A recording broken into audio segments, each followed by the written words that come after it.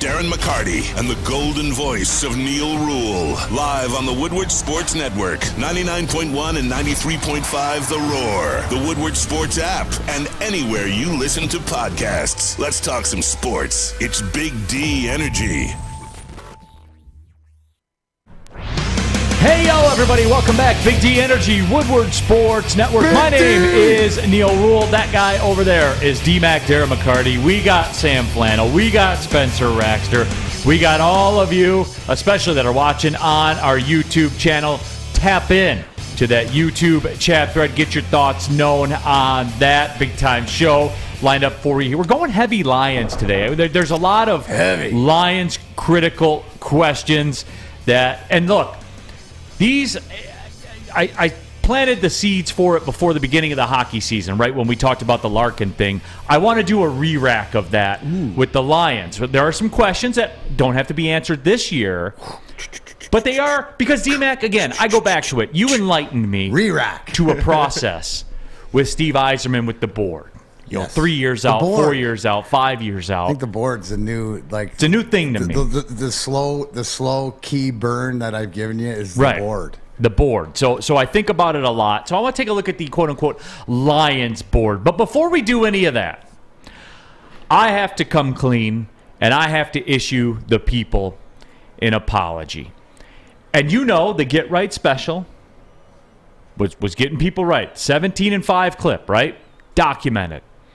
Yesterday, I came on the airwaves and suggested it was surprising that at the time we talked, that Tarek Skubal, who threw another gem, we'll discuss, was plus money, and the Dodgers were not going to, my words, quote, there's no way the Dodgers get swept at home by the Pittsburgh Pirates. What happened? So I issued it out to the people. Okay. A Get Right special. And you put it on. I put it on the record. The whole big Neal Ruhl, 17-5, powered by the Mountain West in college football. Absolutely. You put it on the line. You told the people to take the Dodgers. And what happened? And we took an L. We did. It happens. Look. But you're here. What are you doing? But I will look right into this camera. And Dave Mentier, who tweeted the parlay, I did not come through for you. It's not the Dodgers' fault. It's nobody else's fault. It's my fault. And was I 17-5? Yes. But I'm not 18-5. And I owe that to Dave Mentier, to you personally.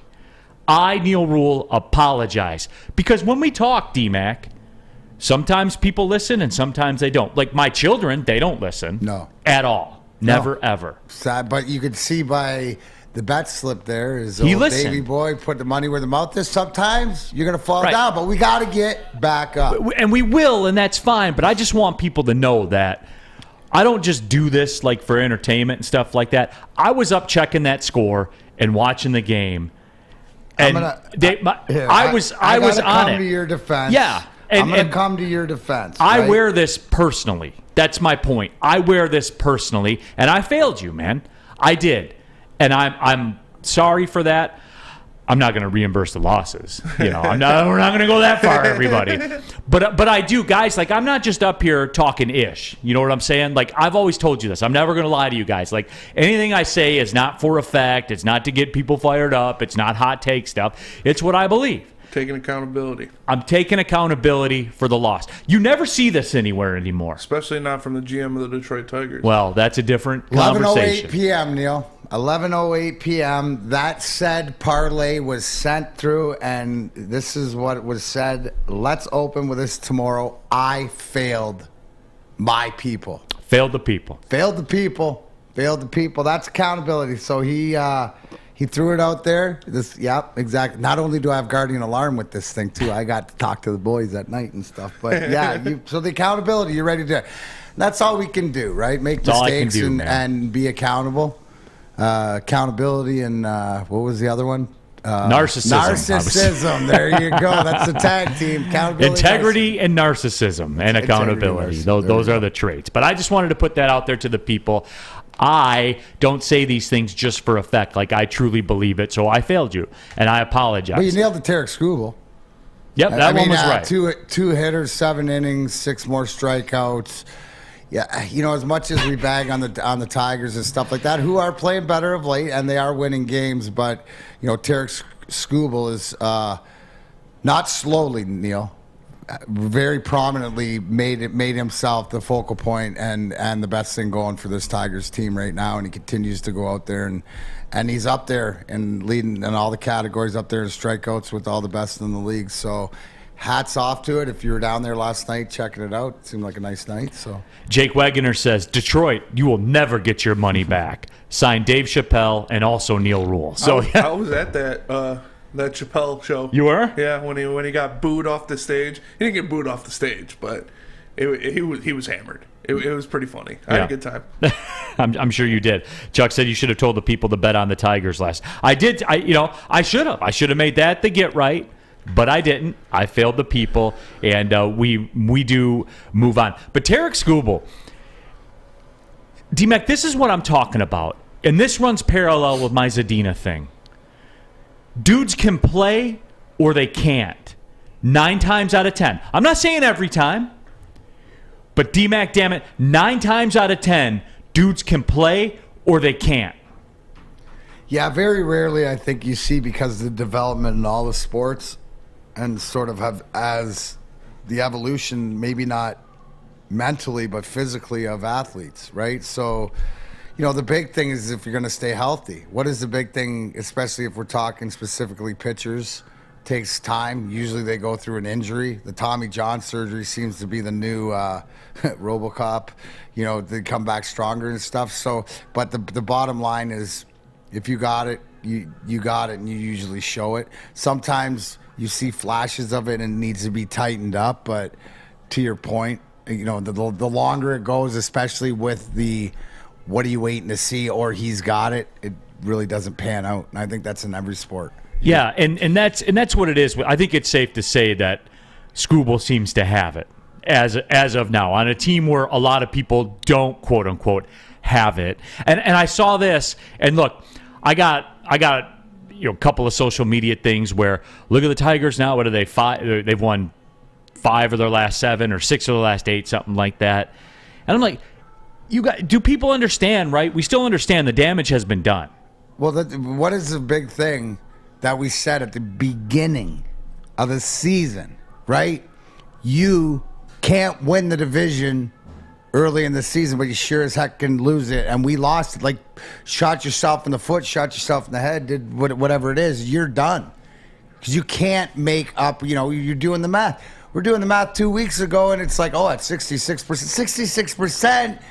Teams don't win the whole year at 66%. Sam Flannel had to break that one down for everybody. I mean, it's just crazy. So now you're either going to not watch, you're not going to pay attention, you're fully checked out. But if you're checked in, these are the things that you want to see. You're going to see if, I asked Spencer, hey, what'd Torque do? Is he over the 200 mark? Do I got to get a swimming above 200, put the water level there?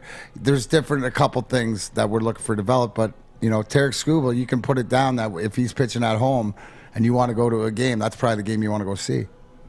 Definitely, I would say that if that's what your thing is, If that's what your thing. And look, you brought this up too, and I'll get down there a couple of times this year, and I'll go down there the same way I went down there in the late '90s, in the early 2000s, to have a couple beers or a couple, vodkas and sodas, maybe grab a hot dog. Be outside, outside in the warm, be around baseball, kind of watch every third pitch, all that kind of stuff, shoot the breeze with, the guys and all that, or whoever you roll down there with, the social activity that baseball is. And I think that's one of the enduring things about baseball. Like, baseball can be a bunch of different things to a bunch of different people, right? You want to go... You can take a date to a baseball game. You can go there with your boys and drink beers. You can go there and keep score and be into the game. You can go there with your son. You can go there with your dad. It's all those different kinds of things. Baseball has a lot of uniformalities to it where, it can be a bunch of different things to a bunch of different people. I kind of equate baseball to going to visit Chicago. Chicago can be a whole bunch of, you can go shopping, you can go to the sports, you can go to Rush Street and go to the nightlife, you can go for the museum. Like, there's a lot of layers to going to Chicago. That's why it's so popular, right? It can be so many different things. That's what baseball is in the sports world. The beauty about baseball is that if the baseball stinks, that doesn't have to be the focal point of why you're at the stadium. It can be friends. It can be a reunion. It can be, we go to, how many families or how many people from, outside the city or from way up north, playing. They don't care if the Tigers are good or bad. It's an event. We can meet everybody there. Like where we are, and I'll relate it back. Being so close to the border, there's a lot of the Canadians that come over and stuff like this. And meeting at the ball game is an easy place to do it. So you can see people. If it's a nice day, there's much more things to do, and just to be outside. I mean, the atmosphere. I don't care what it is. I love sitting on a nice day and just look at the skyline from inside the ballpark and stuff like that. It's cool like that. But again, your priority isn't the baseball. Right. And that although when Scuba was playing, if it was, who's pitching? Who's pitching? Yeah, you pay attention. But I mean, I guess that's the beauty of and hopefully as the teams get better, everything around in downtown, the district and stuff like that, it continues to get better too. And so we turn ourselves into more and more, like you said, like a Chicago where there's more things. So the baseball isn't good. Well, we got museums downtown. We got other things to do. So we'll get there. It's just frustrating when the product on the field. Well, I don't know that we'll get there, D-Mac. For real. Oh, I'm not talking baseball. Oh, okay. I'm talking the city. You're talking city. All right. Yeah. I think at this point, we got a better chance of the city. Did I not tell you we got nothing in the system? The mother Hubbard shoe you broke me, dude. You did with that. And you totally flipped my outlook, my demeanor, all of it. But that's why it goes. I'm not just saying like this is the reason why. Here's my why. Because where are you? I mean, you've exacted most of the resources in the minor leagues, and great for Cody Clemens. He got called up and went over, and you know what I'm saying? Like, there's nothing there, so you just like names and stuff like this, and I don't know. Riley Green gets healthy, he's going to be up here. Then you got Job in the minors, and that's it. And then and hopefully he is a Scooble, where he's like one of these kids at fast track that he gets on the mountain, this guy's the real deal. And my buddy Lance talked about that this weekend when we got together and played golf. He's like, you realize all these people they're bringing up, man, are 25 and 26 years old. No, it's not. That's a wrap, man. And that's the reason is that you can say what you want about the Yankees and they say what you want about all the teams, the Dodgers and the Red Sox about buying, but they find a way to replenish that system. If you were good, you'd be here. Yeah. That sounds harsh, I know, but that's the way that it is. Go look throughout the history of baseball. Before you say, you're up there hating, do some investigation and look at it. GW the Kid on our YouTube chat, though, remember you can get involved. He says the morning check-in is dope. It's like the Breakfast Club. I do like how you guys all do that. Everybody just kind of like catches up with each other in the morning at the beginning of the show and everything like that. That is very cool. Co-opzilla says, greetings, fellow candy corn lovers. Zilla, your computer there auto-corrected haters to lovers for some reason. I don't understand why that happened, but it certainly did. Lions Rumble, always good to tap in, see how my peeps are doing. It is. I do enjoy that. The Twitter stream off after the second one. What's that? Oh.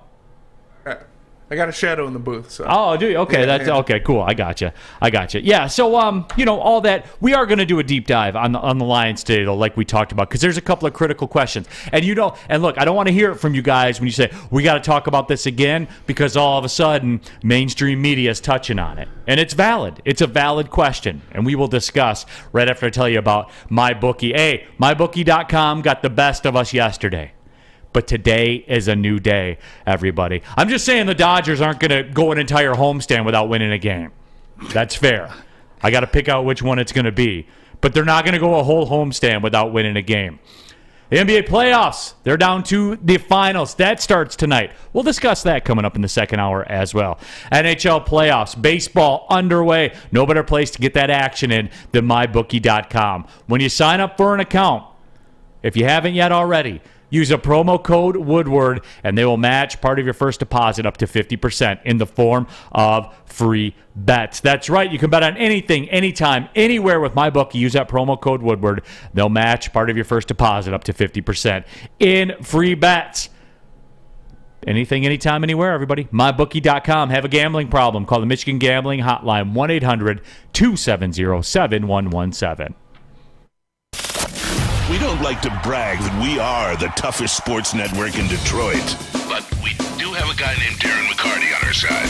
Lemieux and McCarty, who've had a good knockdown drag up. There they go, right on the whistle. They were talking to one another. Woodward Sports. It took exploring 50 different formulas and hosting countless taste tests, but we believe Gypsy Vodka is the smoothest vodka on the market. Don't believe us? Ask the owners. We're Mike and Adam Kazanowski with High Five Spirits Distillery. We're in close to about 1,200 locations throughout Michigan. We wanted to create a brand that was geared more towards freedom, love, adventure, and at the end of the day, we really wanted to tell a story that inspired other people to take risks, follow their dreams, whatever that might be. Get a shot up. This is for the win.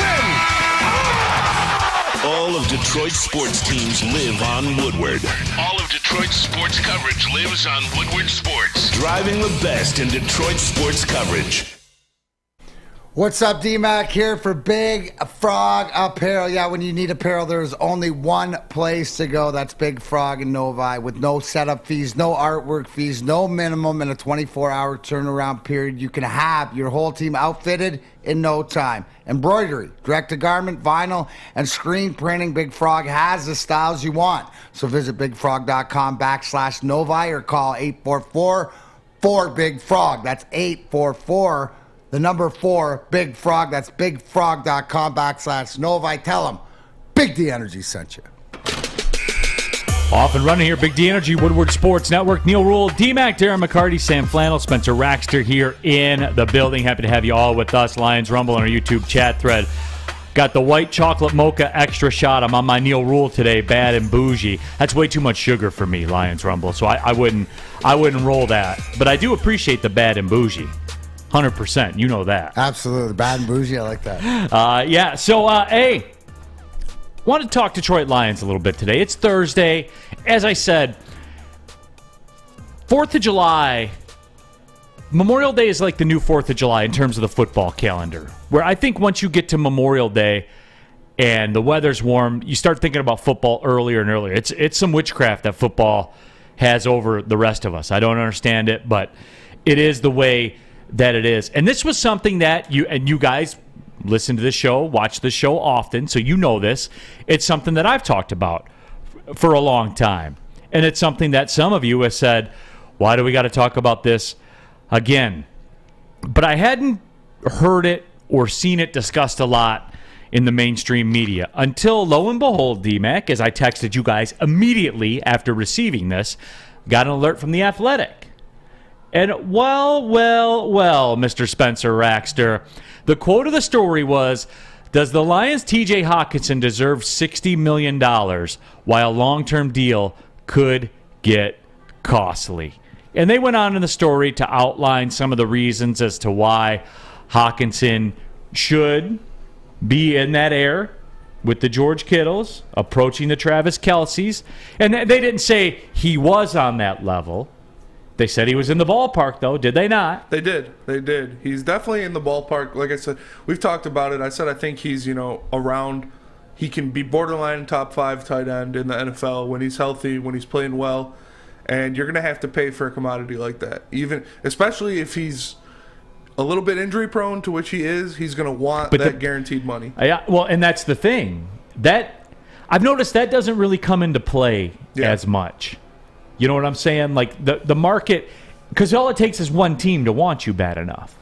Yes. That's all it takes. Oh, for sure. And then the next thing you know, that's the market. All you need is, Hunter Henry and Jonnu Smith to both get paid $14 million by the Patriots, and then a guy like Hockenson, who I think is, when healthy, better than those guys, is going to expect more. And with how the NFL is going now, with guaranteed money, fully guaranteed contracts, which they should, because the NFL is, one of the most dangerous sports out there, where you can literally die on any play. So these guys should be getting guaranteed contracts, and Hock's going to get that. He's going to get it, and I don't know if it's going to be from the Lions.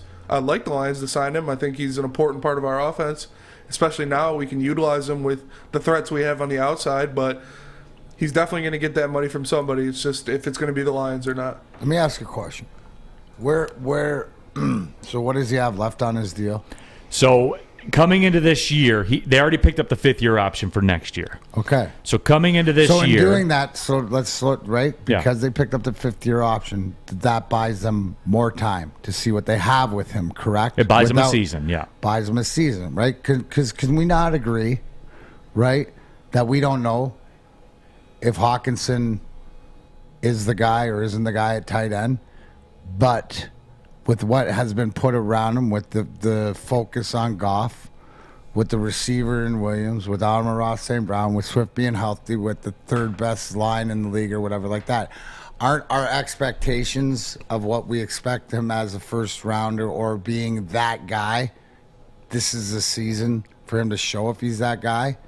So what I like what they've done, if we're entering into the question, is he going to get paid as one of the top 5 tight ends in the league? Because we don't know yet because they've set it up to prove to us that you are that guy. Isn't this a show me? Show me. Isn't this a show me season? Well, we reached out to Rick Ross for comment. Oh, show. Okay, Rick Ross said show us. That's what I mean. Isn't that what it's setting up to be, right? So yes, if you were just, doesn't this buy, tell me, am I seeing this right or am I seeing this wrong? Does this not buy this season for Brad Holmes to do his evaluation to see if this is the guy you want to put that money on? So isn't this conversation more for next year? I don't think so, and here's why. This is my rationale. You tell me if I'm crazy or if you agree or whatever. I don't think it is. I think this is very much a now thing. Because if you're a buyer, if you're a believer, and I encourage you to go to The Athletic and read the story about it, and they put out such a compelling case that even I like double clutch. I mean, when you start stacking up the numbers, and look, Kittle had an injured season, but since 2020, Hock's got more catches than Kittle does. And look, I know, hey, and I know all of you out there watching right now had the exact same reaction that Sam Flannel just did right now with the curling of the upper lip on the right side of your mouth, just like you're borderline sick by it. And I understand that, and I don't disagree with you guys, but we're seeing this already. And here's my point, D-Mac. I'll land the plane now. I think it's up to you in terms of if you're a believer. If you're a buyer, if you're, I don't know, an NFL GM, and you say TJ Hockenson is part of our long-term plans, here and now, every day you wait, it gets more expensive. So is this pre-Goff? Is this the pre-Goff? What do I mean? Is this what you're dealing with? Is this what we're waiting for to see for if Goff's going to be our quarterback to the extension? To that point, maybe on a sped-up process is where it's Hawk. So you're saying because it's seeing as if he has the value to get him is long term. With again, what are you gonna do for us? It's projection on. So you're saying the contract to save you money in the long run, projecting that he is this guy. You should give it to him now. If you believe it, because look, let's be real about it. Isn't that what? But does anybody follow me here? Because I'm thinking this is sort of like the Jared Goff, prove it that you're the quarterback, that we don't need to get another one, and then here's your next contract.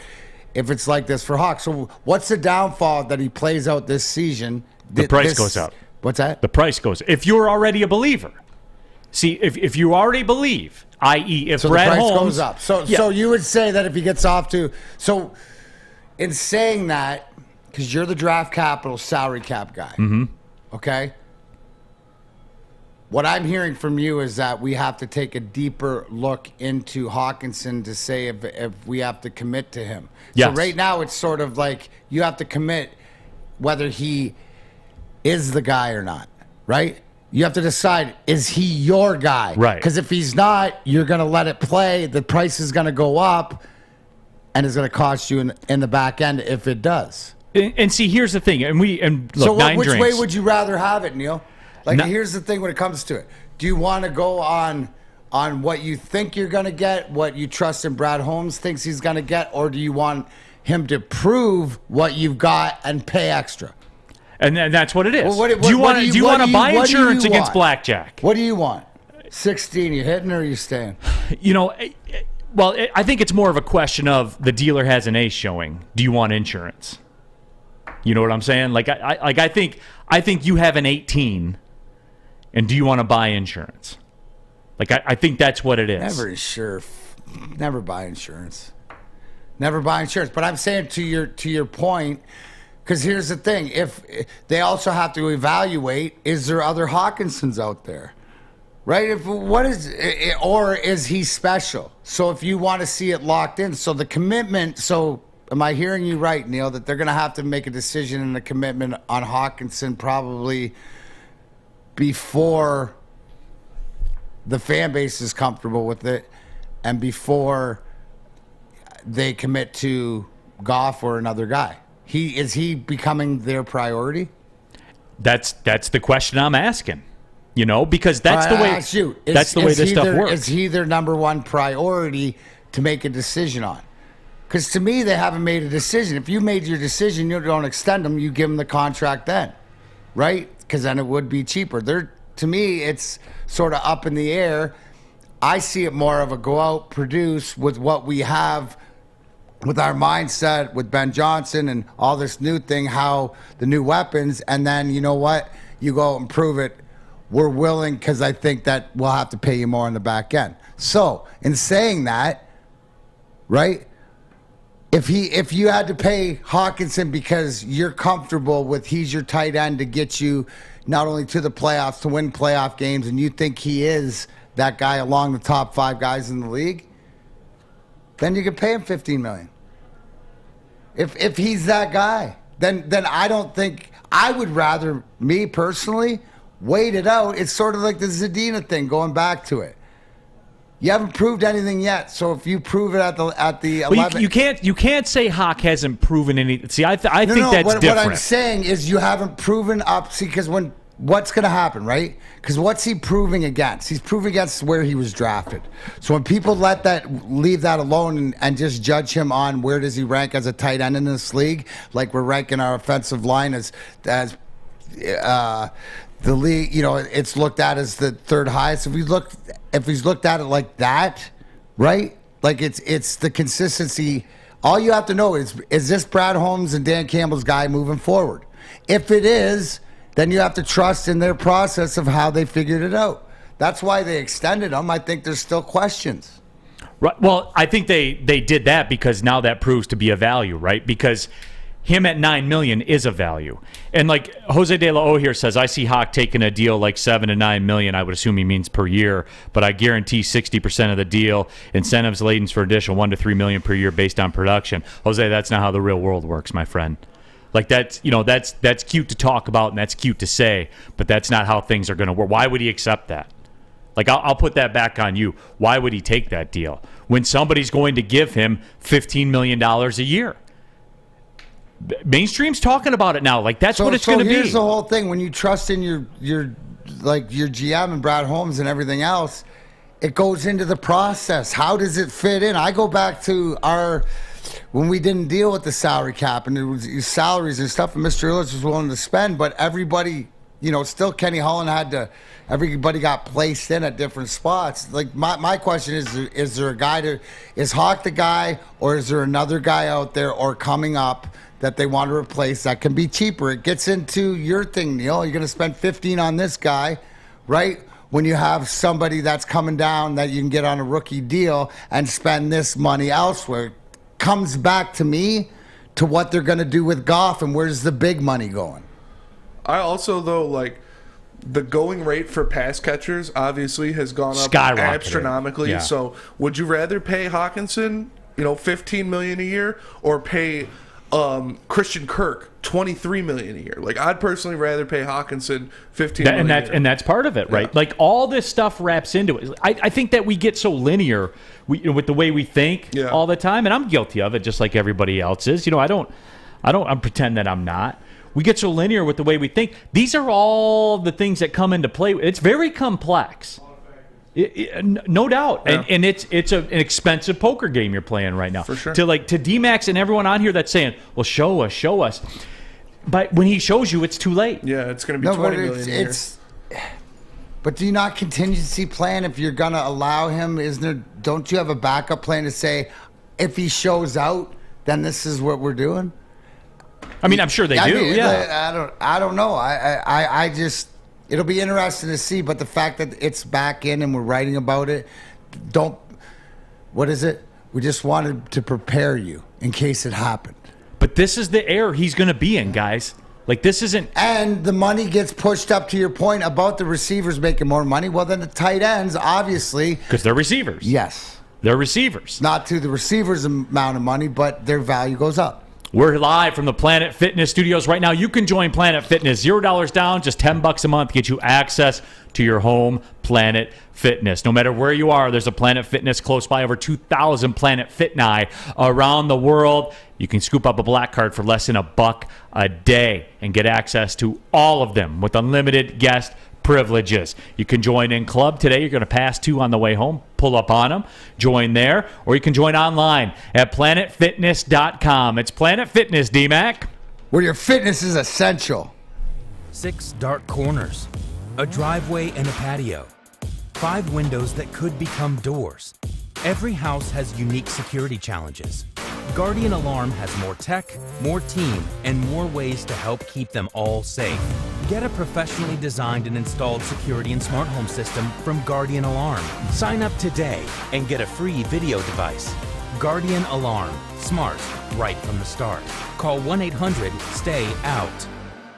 Yo, Scott from the Woodward Bet Show. Hey, you guys got to make sure you're checking us out. Our boy Booners, 11-1 their last 2 nights. Also, you guys got to make sure you check out oddstrader.com. It's the best place to check all the odds at all the different sports books. I mean, hey, we got the NBA Finals starting tonight, so lots of fun to be had. We also got some baseball and everything else. But, hey, let's get to that winner. We're going to roll with the Seattle and Baltimore over tonight. We also like a little bit in the NBA, but we'll tell you about that later on the Woodward Bet Show at 4:30. Oddstrader.com, Woodward Bets. Check it out.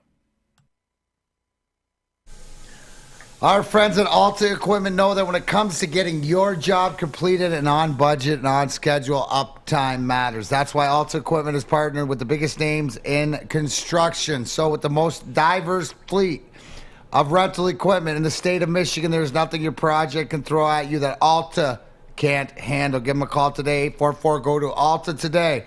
That's 844. Go to Alta. Alta Equipment, where uptime matters. Back at it, Big D Energy, Woodward Sports Network, Neal Ruhl, D-Mac, Darren McCarty, Sam Flannel, Spencer Raxter. We're squad deep up in here, but we're talking this TJ Hockenson thing, and the reason I bring it up, this wasn't me bringing it up. The Athletic wrote a story yesterday, and they said Hockenson is a $60 million proposition.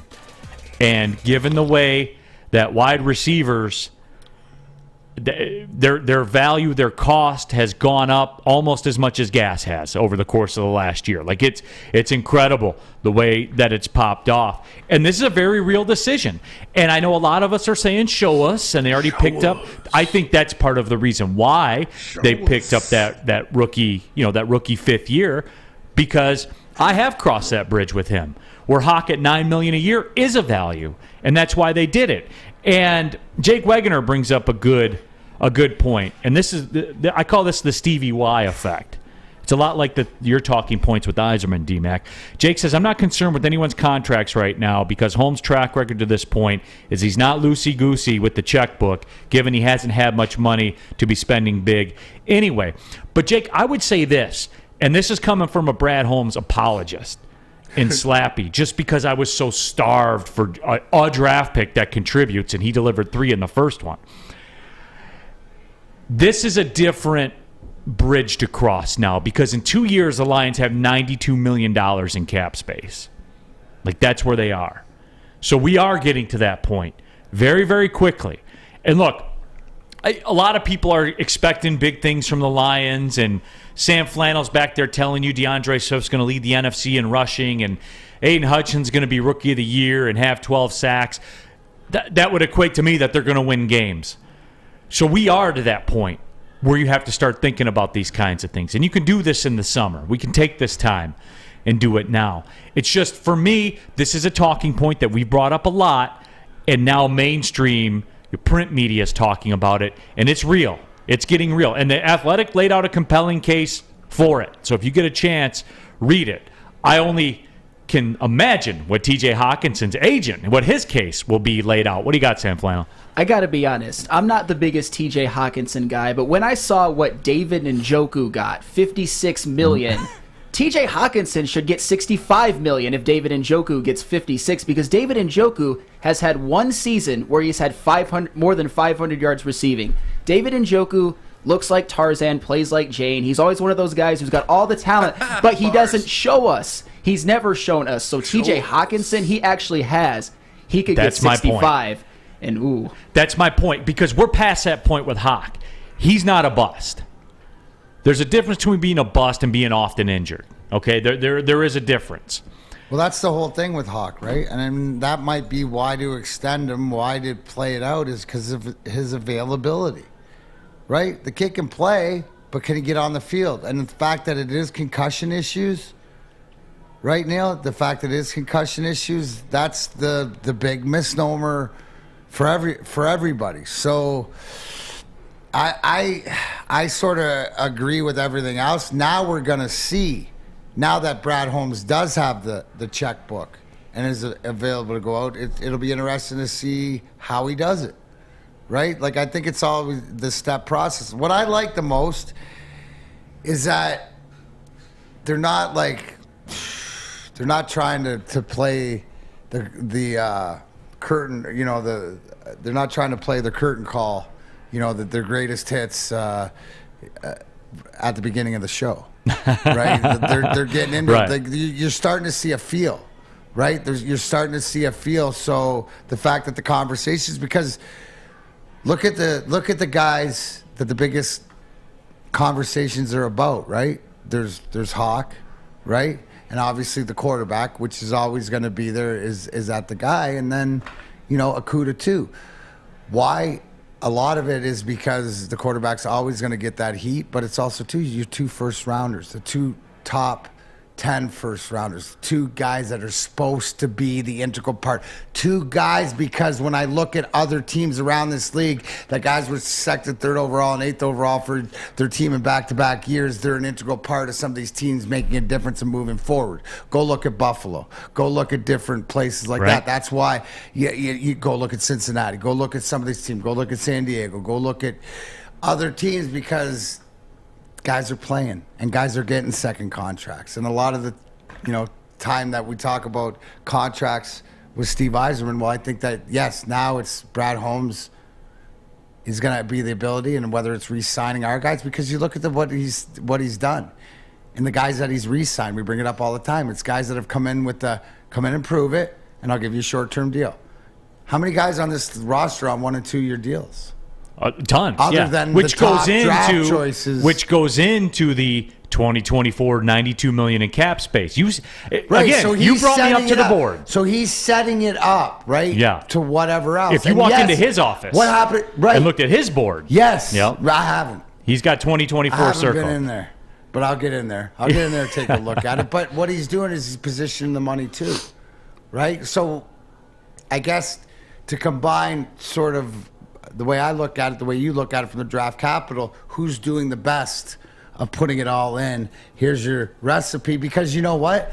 Along the way, there's tough decisions that have to be made. And those tough decisions are you going to sign a free agent? Are you going to re-sign a quarterback? Are you going to re-sign your guys or let them go?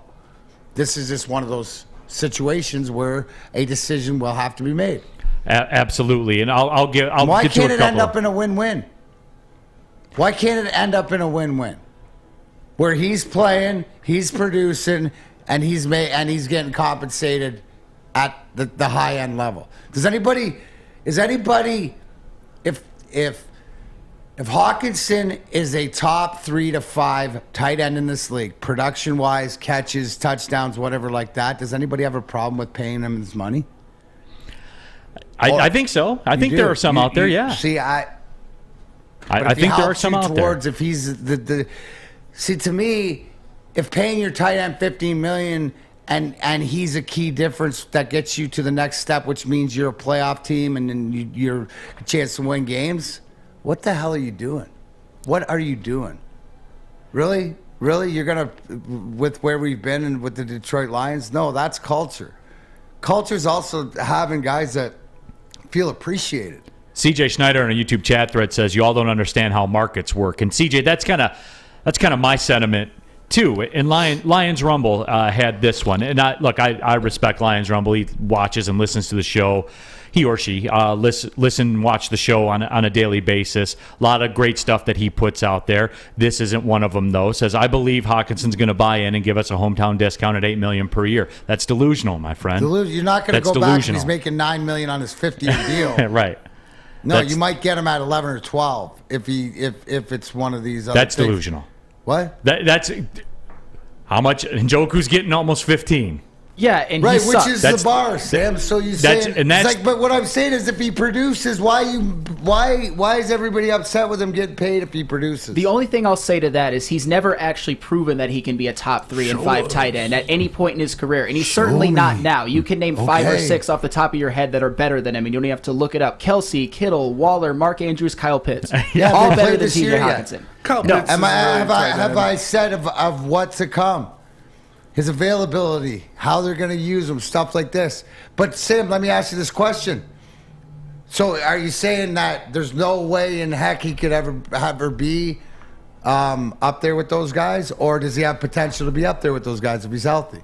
That's a tough one. And I think there's a lot of me that still can't get over the fact that he was the number 8 pick. I personally don't see... So when you get over that, and I answer the question, do you think you can be a winning football team in the Lions, either as Hockenson, can he be a top 5 productive tight end, or can you win with this guy? Forget the fact of where he was drafted. Pretend he was his second-round pick. Yeah, the only person that matters to now is his agent. I understand that. You certainly can win with him. He's been productive. He's been good. Do I think he'll ever be a top 5 tight end? I think his ceiling is something like top 7, top 8. So if he is a top 5 tight end, do you have a problem paying him more than... See, here's the thing, and I think this kind of bottom lines lines it. So if he proves it, then pay him. This kind of bottom lines it with me. If you're getting up in that air, you got to be a dude. And I think Travis Kelce is this dude to me. If my life's on it, if my life is on scoring this touchdown, I'm going to throw it up to him. Kittle's the same way. I'm going to throw it up to him. Kittle's the same way. Is he that guy? Because I don't think he's that guy. Yet. I think he can be that guy if he stays, I think he wants to be that guy. I think that's what we're waiting for to Yeah. see out of him, and I think that this is what this year, because here's the thing, right? They all got everybody on that offense from the lineman to Ragnow coming back to getting their tires blown about being a third best lineman. Well, you got to go out and produce, right? You got Winston coming in on the outside, wanting to blaze speed, have to prove his injury. Ross St. Brown still proving why he's the best inside guy. Hock the same way off the side. Swift's got to stay healthy, plus the running. You know what I'm saying? Here's the thing. They all got something to prove together. Do you not get that? Like, there's not one guy that's on the glory. You know, there's no Cabrera out here. We're not trying to get anybody milestones and stuff like this. What I'm saying is that they're all on the same page going in, whether it's contracts, whether it's proven, it's the youth. And if they're available, Neal, if they're available, they got a great opportunity. Because in Holmes I trust, and this is what he's telling me. But he hasn't paid him yet, right? Real quickly, Born Cool says you have to have an elite tight end to win in this league now, and I agree. I agree with that a lot. John Smith says Darren Waller's a free agent. He will get well over $60 million. Darren Waller, John, is the one you got to keep an eye on, because when his deal's up, he's going to be 31. He'll still get $20 million a year. Then Hock's going to get 18. You see what I'm saying here, guys? You got to sign Hock now for 15 because Darren's getting 20. That man right there. If you believe, you got to do it now. Yes. If you believe in him, you got to do it now. There is no show us. There is no show us. Show us. There's always some show us with the rosé. I don't need to show you what the best vodka in the vodka game is. You already know what it is. It's Gypsy Vodka. Well, they're branching out right now. That's right. When you're bumping around the golf course this year, the Mulligan is the go-to. It's the official drink of summer. Made with Gypsy Vodka in it. what else needs to be said? When you're out on the golf course, if you're hanging out in the backyard, you're at the barbecue, the mulligan is calling your name. You can be like Spencer Raxter. He has 3 mulligans.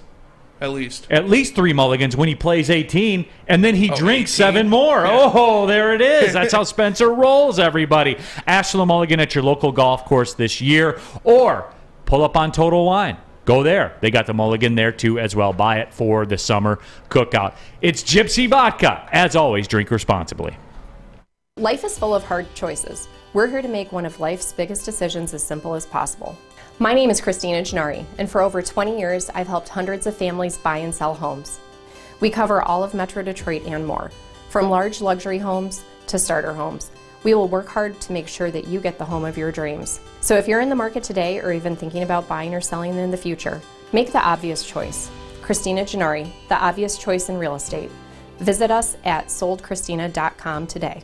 Strawberry Fest is back at Big Boy. We brought back some of the classic breakfast items like the strawberry French toast, hot cakes, and waffle. If you're not feeling breakfast, try our new strawberry bacon chicken wrap, crispy chicken wrap, nacho wrap, or strawberry salad. The perfect recipe for springtime. And don't forget to grab dessert, including our berry delicious strawberry pie for only $1.99 with the purchase of $7.99 or more at participating Big Boy locations. What's going on, everybody? It's Spencer for the Foaling Warehouse in Hamtramck. You know it. You've heard about it. It's the home of the original football bowling pin game called Foaling. Multiple ways you can do it. You can host your corporate party, team building event, or just come in with your family and friends, have a good time. 2 different ways you can play. They got $12 open unlimited play. Stay there open to close. Have a great time. Or they have private lane reservation, $120, 10 to 12 people. You get your own lane. You can do whatever you want. You can bring in your own food. Bring in any food you want. They have the mystery beer vending machine. You put in $2, pops you out a good beer. No hassle, no fuss needed. Know what you want to make a decision. They have multiple fully loaded bars for you to choose from. So come on down to the Foaling Warehouse in Hamtramck or visit them online at foalingwarehouse.com. Again, that is foalingwarehouse.com. Back at it, Big D Energy, Woodward Sports Network. Just kind of doing like a individual storyline Lions deep dive here today. For no other reason, just that we flipped the calendar pretty much into summer unofficially. And these are some of the things that I think are worthy of discussing and guessing by your guys' level of engagement. I think you feel that they're worthy of discussing too. Did want to move on from the Hockenson thing. We'll have all summer to talk about that, especially when you watch these contracts get racked up. Boy, and Njoku thing, man. That broke your heart, didn't it, Sam Flannel? I could not believe what I saw. Absolutely. So I think one of the other big storylines, not on the field per se, I'm talking about front office storylines, the Jeff Okudah thing and the hype machines being fired up as we speak. Corey Woods, our own Lions insider, said there are articles floating around about how good and healthy Jeff Okudah looked in practice Thursday. They are all true. One thing that stood out to me, however, was what Okudah was doing when he wasn't participating in the drills. And that's fine. You know, look, what else do you have to go on at this point? So that's what a lot of people are going to draw their conclusions on. This is a maker. There is no is, D-Mac. This is a make-or-break year for Jeff Okudah. And look, the bottom line is this, and this is going to be harsh to hear, but as you know, D-Mac, pro sports is a business. It is a business first and foremost. Jeff Okudah is the 4th highest paid player on the Lions this year. That's not what I think. That's not my opinion. That's not a hot take. That's what it is. There is no hot take. There is no hot take. That's what it is. So, yes, very much it is a make-or-break year for Jeff Okudah. Because if you're not in your rookie 5th year yet, and you're already the 4th highest paid player on the team, for this year, you're coming in with a cap hit next year, that $10.5 million range. That's what it is, guys. Like, I'm gonna need to see it, man.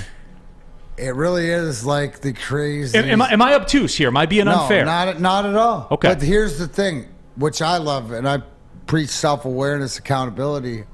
Jeff Okudah is the most self-aware person going. He knows. No one knows more than him. Season, right? You know, you see that, and I love I love to hear the positivity out of him, the fact of going to work and the thing like that. I'm always into the whys, right? I can explain, obviously with injury, but before when he was drafted by the other regime, during the COVID season, you got to learn a playbook over Zoom. That doesn't really work. It just never for a third overall pick, things just really haven't gone in his direction till now. But we saw it last year. We heard it last year from Aaron Glenn at a training camp before, unfortunately, Okudah got hurt. But they like this kid. They're going to put him in all the positions. And here's the one thing, Neal, and obviously contract dictates this and everything, but they're going to put this kid in the position to succeed as much as he can because they know, right? They want to make the money worth it. Right? They want to make that $10.5 million on the books next year to make him look like, yeah, okay, he's our number one guy. He doesn't have to be the world breaker and everything else. I think even more to it, we have to lose the fact or forget the fact that he was the third overall pick just to benefit him. Let's just see if we can get that quality corner. Can we get, everything that the potential that he's had? Can it get out there on the field? Can Aaron Glenn and the defense, can he be a part of it? I love what I'm seeing there, what Corey's reporting as far as that being he's all in. And he's had no choice to be but all in. But there's one thing, Neal, where we see it, some guys, when it comes to when the going gets tough, they're just going to take the paycheck. Yeah, he's grateful he's got the paycheck, but don't hold him to the paycheck because I think he's going to be in here willing to do work. I'm sure we're going to hear a lot of things from him as he comes around. And let's listen to what he has to say. But he's self-aware. All these guys are aware. If you don't think Hockenson's not aware, if you don't think Goff's not aware, the offensive line, they know first. This might be the most self-aware Lions team going into training camp that we've seen in a long, long time, right? And you know what the beauty is, Neal? We'll get to watch it from day one because they're on Hard Knocks. So that culture and that feel and that vibe and everything Corey's saying about, Okudah being back in drills, but you see him engaged in the sideline and that. You can't fake that. And we'll see it. And that's where it starts to me. So I hope, I believe, right? Because this could be, you know what it's like? It's like the trading card phase. You see everybody gets these boxes and then they open them up and they're trying to find whatever the $1 million card. This could be your unopened box of trading cards and you find, boom, the third overall cornerback that actually can play. Because if he does play up to his potential where he was drafted, can you imagine? You just picked up another first round, you know what I'm saying? Like, that, to me, that's how things change. That's how things will start to change. And that's as the Lions, that's as the karma, that's as the juju, as things of, if it's real in the last few years that we've seen things change in Allen Park and things at the top starting with Sheila. It's a trickle-down effect. So, but at the end of the day, availability. And that is. So, Hockenson, number one, availability. Okudah, number one, availability. That's what it is. If these guys are on the field, then we will see. Coquet says, spare me the Okudah blabbering. Dave Schultz says, that was a great article by Corey. And it was. Go to woodwardsports.com and you can check it out. Aaron Tackett says, yeah, let's just skip the Okudah talk because the dude's a huge bust. Yes, I can say that he's a bust when he hasn't played. Do you consider him a bust yet? No. Because he's not done. He hasn't really shown. He hasn't done enough to be considered. He has the potential. You know what? He's got the outright. You're right. Out here, right? He's trending towards being a huge bust. Mm-hmm. But don't get it twisted that he could be a huge win, a huge gain. Don't listen. I'll get my clock out when he starts playing good because I think there's something there. Neal, do you think there's something there? I don't know. What do you believe more in? I believe that the Achilles now is like the ACL of yesteryear, where it's devastating. You see guys come back from the ACL, especially in like a quick twitch position, like cornerback. You know what I'm saying? Again, I'm not trying to be a downer. I'm just giving you, what my opinion is. That's what I'm paid to do. The Achilles is devastating now. And again, when you go back to it too, and Dom Rivera says this in the YouTube chat thread, like say he does come back and play well, do you pay him now? Like those are the things that go into it, guys. Like those are the things that go into it. And next year, which is the fourth year of his rookie contract, you pay him 10.6 to stay, or you pay 5.5 to get rid of him. But you know what I'm saying? Like those are the decisions that are down the road, obviously.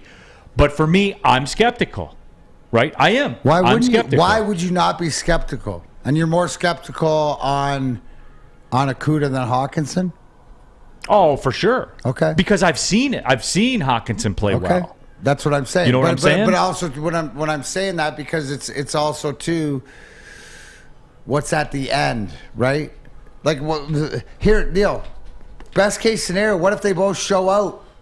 And what if they both prove that they are good players and Okudah comes in and plays up to his potential. Hockenson comes in, maybe isn't the top 5, but it's something that it's like, yeah, we got our tight end. If I can say this though, I will say this. Like when we're talking about the show, he's here this year. Like he's here. That's what it is, and he's going, and everyone's saying the right things, and we're hearing the right things, and all that kind of stuff. But somebody in the YouTube chat thread said, "Bottom line, man, we can have all the talk we want.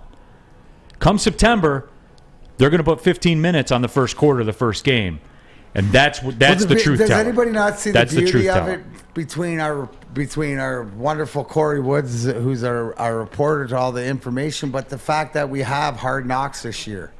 Like, you're going to get to see, do you not know that, like, you'll see things behind? I'll break it down to little things that I see that you can tell inside the locker room. Now, I ain't worried about what they're not going to show me, because they're going to show me enough to know the culture in that room or where they're going. And I guarantee there's going to be a lot of Okudah FaceTime on Hard Knocks. That's a big well, story. I think Hockenson and Okudah. The might bust, that's a big storyline. From number 3 overall draft pick to fringe. And you know how there's always tons of storylines. There's always the fantasy guy that emerges from Hard Knocks. There's always the fantasy guy that emerges. Malcolm Rodriguez. Yeah. The fantasy football guy I'm talking. There's always one every year. Yeah. Cephas. And Okudah might be like that guy that pops up that everybody's rooting for and those types of things. Mike G, real quickly before we cut to the break, says, so are Zadina and Okudah both on bust alert? Yeah. Yeah, they are. For sure. And I don't think that's a hot take or being obtuse, or I always have to qualify this because I never know what I'm going to get blown up for on Twitter, when this is over. But yeah, they're both on bust alert. Show us, as Rose would say. Neal Ruhl, hot take. Heel Neal, hot take. Yeah, absolutely. Okudah, Zadina on bust alert. Let me tell you about the Sports Marketing Agency. They help spread awareness about mental health and substance abuse disorder. Their new podcast called This Is the F Word. It's a series on fentanyl. Hey, we need to spread the awareness on it, because that, other addictions that are plaguing our communities, there's some real problems out there in the streets. Go to thesportsma.com if you're struggling. If you know somebody else who is struggling, go to thesportsma.com. The Sports Marketing Agency is here to help.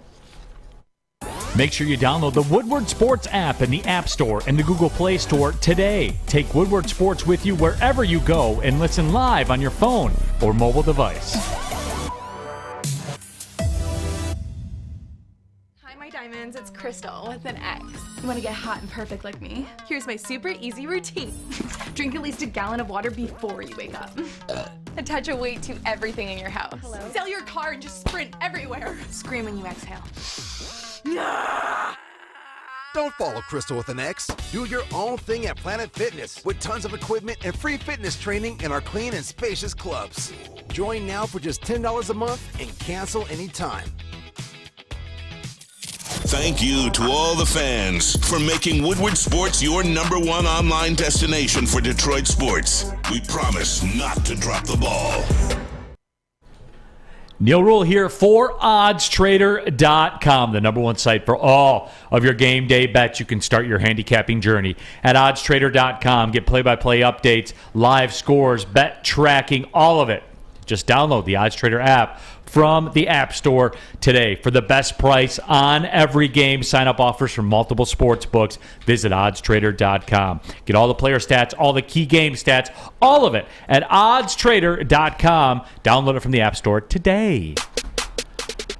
Back at it, Big D Energy, Woodward Sports Network. Neal Ruhl, D-Mac, Darren McCarty here in the house. We got Sam Flannel. We got Spencer Raxter out there as well. Happy to have all of you with us, and we're just chopping it up. Some of the not on the field critical questions. I think stuff that's brewing in the background. And D-Mac, I would think that from people's level of engagement, because people have their battle lines drawn on these situations here. It's interesting to see that. It brings me to the last one. You know, we've talked about make or break years and all those kinds of things.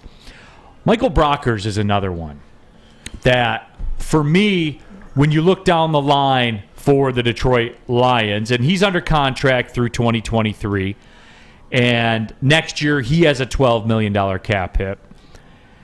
They do, however, have an out in 2023 where, you know, it'll cost him just a little under $2 million to part ways.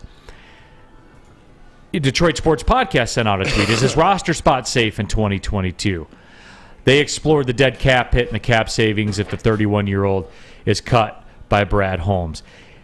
For 2022, he's just under $8 million against the cap. For next year, he's just under $2 million against the cap. I would say he's eminently more cuttable after next season. Cut it. You need to cut it. But that's why. And then this, D-Mac, we touched on this before.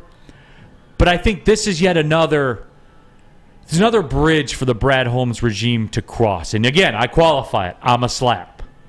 I'm a slappy only because he got draft talent. That's it. If for no other reason, that's why I'm a slappy. These, though, I keep an eye on stuff like that because Michael Brockers was whose guy? Whose guy? Brad Holmes. Brad Holmes' guy. From the Rams. Hand-picked. Yeah. Hand-selected. So these are the types of things with me where I think you see a guy's mettle. And this is where I'm such a big fan of Joe Dumars with what he did with the whole Mateen Cleaves thing. Yeah. It was apparent Mateen Cleaves was not an NBA player, with all apologies to everybody. It was apparent. If you don't believe me, check the stats. Check it.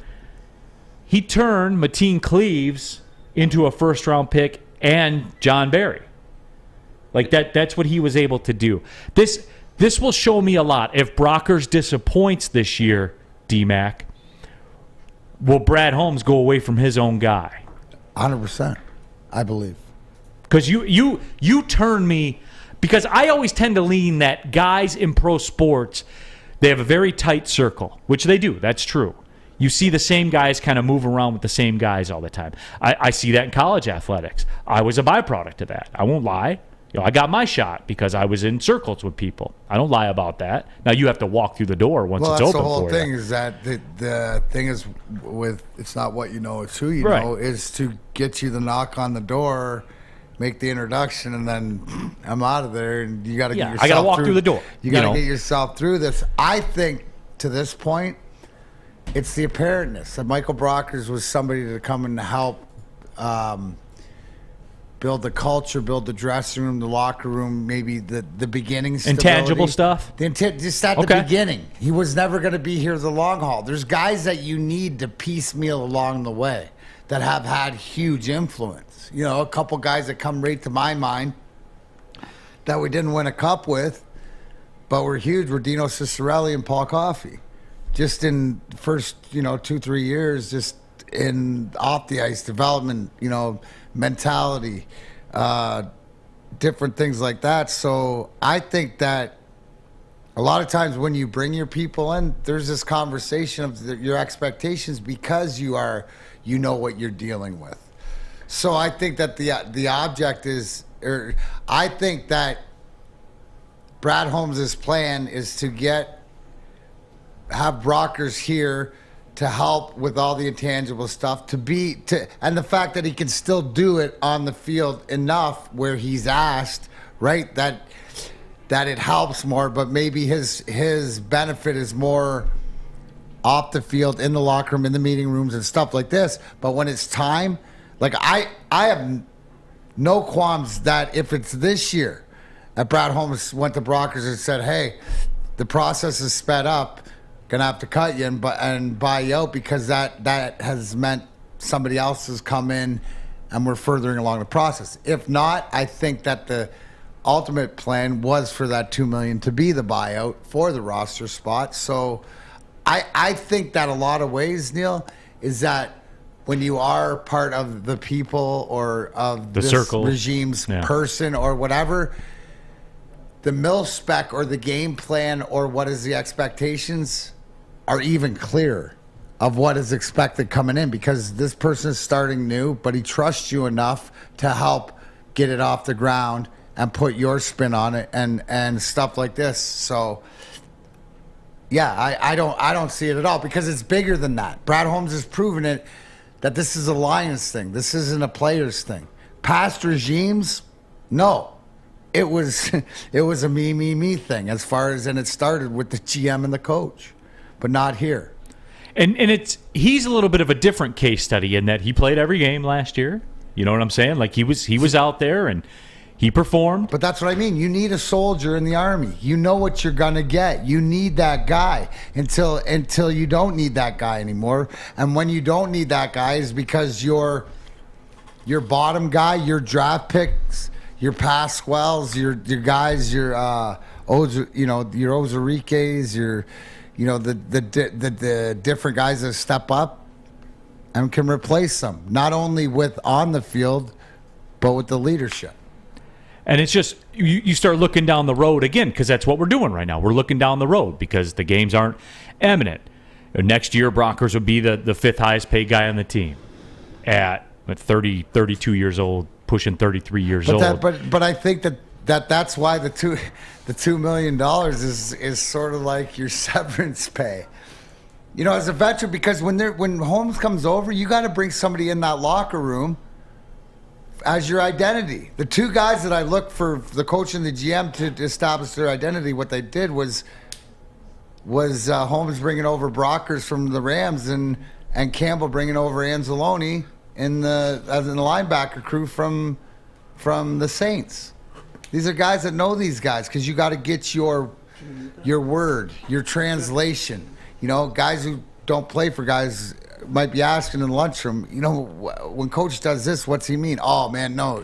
And a guy like Anzalone would go, oh no. When he grits his teeth like that, he really likes it. You know what I mean? He likes what you're doing. It's not to go away with. Yeah, he'll get into, you know, like there's little subtle signs. The same thing we had to all learn. That's Paul Coffey was great, giving us how to translate Scotty Bowman, or you go nuts. Because you just the mad scientist. Give everybody an inside look. And I know it's different sport. Some people will be like, "Well, you're talking hockey and football," no, but this part's the same. Rooms. This part's the same. Yeah, locker rooms. Give me the inside of that. Give me the 32-year-old veteran in the room who is paid at that level, but isn't necessarily producing. Room is the 38, 40-year-old veteran in the hockey room. He's the guy that's been there. He's been around. He has the respect because he's played every game. Take me through that, D-Mac. Take me through that. On like a day-to-day basis. He's a guy that you go to as the big brother or the sort of the father figure or whatever that's seen it. And it just seems by the demeanor or whatever it can be trusted. And then more players, guys, more of the locker room. It doesn't, you know, Dan Campbell, yes, a players coach, but I guarantee he wants the player, it's not him and his team, his boys. It's him and Brad and stuff like that. And all these guys have to be on the same page. And the coach comes in and that's great. But some days the coach is going to come in and he's not going to be happy. And his message isn't going to translate to everybody. Some guys who are a little more sensitive are going to get down on themselves and into their feelings. And that's not good. So it's good for a guy in the locker room to be able to translate the expectations, or in the meeting, or to crack the whip in practice or whatever. This is the intense part. It's okay. So he'll get up in a young guy's face even in practice, chilling out and relaxing, and it allows you to understand, oh, okay, we're allowed to chill out. You see them studying up and being the prominent student in the classroom, watching tape or whatever. Well, it's that mil-spec of what's expected, right? In our dressing room, there were so many guys, and it wasn't, some guys you could go talk to, sit and talk to Paul Coffey, Mark Howe, Proby, Dino, all this stuff. And then other guys you'd watch, like Stevie, and just how he did things. And Stevie, you wouldn't have to talk to, you just follow him around. If he was on the bike, go ride the bike. If he's lifting weights, go lift weights. I mean, if Igor's jumping the box, go jump the box. I mean, it's just more of I guess, and it's a lot of times, Neal, in the right dressing rooms, it's like player coach. It's just the buffer. And at the same time, he's the guy that's going to say, F the coach. You know what I'm saying? We're right here, but we got to do it this way, right? It's all a part of the communication, because if you get the culture in the locker room right and everybody's playing for the guy next to him instead of playing for themselves or for the money or whatever else, but it's about that guy next to you, that's what the veteran leadership, because they got the stats. It's the same reason as, like, you want the facts, is why I can go around and go, yeah, but I got 4, so shut your mouth. Why? Because I got 4 cups. And you know what? That means something. Because I've been there, done that, seen it. Just like a haircut at Lady Jane's. Just like a haircut. You've been there, done that, Jane's. you've seen it. Every day I'm here. Global headquarters, Lady Jane's, 168, all across this country. So whether you're in Birmingham, Michigan or not, you have no excuse, because you, my friends, can walk in, sign in, sit down before you know it, bing, bang, boom. King's treatment, maybe you want a little offside like D-Mac. Well, you can. Open 10 to 8, Monday to Friday, or Monday to Sunday, 7 days a week. Just get yourself in there. You know why, Lady Jane's? Because it's wicked awesome. Big D Energy, Woodward Sports. Be right back.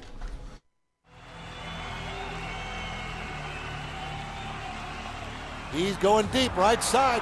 Oh, that is Edwards out there. He goes up in the air at the goal line. Hey, it's Brandon Edwards here, wanting to welcome the sports marketing agency to Woodward Sports Network, to the family. Glad to have you guys. For the last decade, the sports marketing agency has literally leveraged athletes around issues such as mental health and substance abuse. Glad that we can finally start trying to get the stigma off of mental health that's been there for all these years. You don't have to go to the beach, man. You don't have to get your butt crack full of sand. You just need a little chili peppers, man, to get that glowing beach chili peppers tan. Woo! With 26 locations in the Metro Detroit area and more coming, Chili Peppers Tanning is where you'll find the cleanest salons in the D. Join the Pepper Club for the best deals on unlimited tanning. Head to chilipepperstanning.com. You just need a little chili peppers, man. At Big D Energy, Woodward Sports Network, Neal Ruhl, D-Mac, Darren McCarty. We got Sam Flannel. We got Spencer Baxter here in the building as well. Happy to have you all with us here today. We've been chopping up about the Detroit Lions. NBA Finals start tonight. Golden State Warriors and the Boston Celtics. And there is a bit of a local angle that I did want to touch on with this. And just want to, you know how I like to do this, take the temperature of the room. And I know that I got worked up yesterday about the whole YouTube poll thing, but I think we need to bring that back. I think we need to bring the YouTube poll back, Spencer, because I have a critical question about the NBA Finals, and more in particular, Draymond Green. Oh, polarizing. Michigan State Spartan. My dog. Your guy, your Spartan dog. Pride of Saginaw, obviously. Sure. It's just every time I look up at the television, we are at the Planet Fitness Studios. And as I've told you guys, you know, I work out there in the morning and I look up at the televisions and, you know, they got the ESPN and the Bally's and the CNBC and all those things on the different televisions. Every time I look up at that ESPN television screen, Draymond Green's on there talking about something. Be it nobody ever beat us when we were all healthy, giving his thoughts on Kevin Durant, all that kind of stuff. So I have to ask the room, have you guys, and I'm curious, I am curious about this. I'm not saying that I have or anything like that. Have you guys had enough of Draymond Green? And I figure this is a good place to ask, D-Mac, because again, Spartan hero, pride of Saginaw. I'm curious though. What? Where'd Flannel go? Flannel's doing audio. Oh, is he? Oh, God, all right. So we got fish in the building. This is a great question for Flannel, but Justin's in New Orleans, so Sam's got to do the radio audio real fast. Well, Sam. Let's ask. Can you ask Sam first? Because I'd rather go to the Michigan fan first. Oh yeah, okay, and that's a great take, D-Mac. Sometimes, man, you bring good points every now and then. Every now and then. So we ask you, a resident Michigan fan, and I think we're past the point of the Michigan State thing, but I don't know. Maybe we're never past that point. Sam Flannel, have you had enough of Draymond Green? Of course I've had enough of Draymond Green. Ooh. I respect his talent. I think he's actually a Hall of Famer, and I know some people who don't. But the thing is, nobody cries to the officials more than Draymond Green. And I know that everybody cries like LeBron does, Michael Jordan did, Luka does, but he takes it to another level. And the thing about Draymond Green is, does he not remember the 2015 finals when they beat a Cleveland team that was missing Kyrie Irving for most of Game 1 and Kevin Love for the entire series? The 2017 and 2018 NBA Finals where they had Kevin bleepin' Durant to a 73-win team.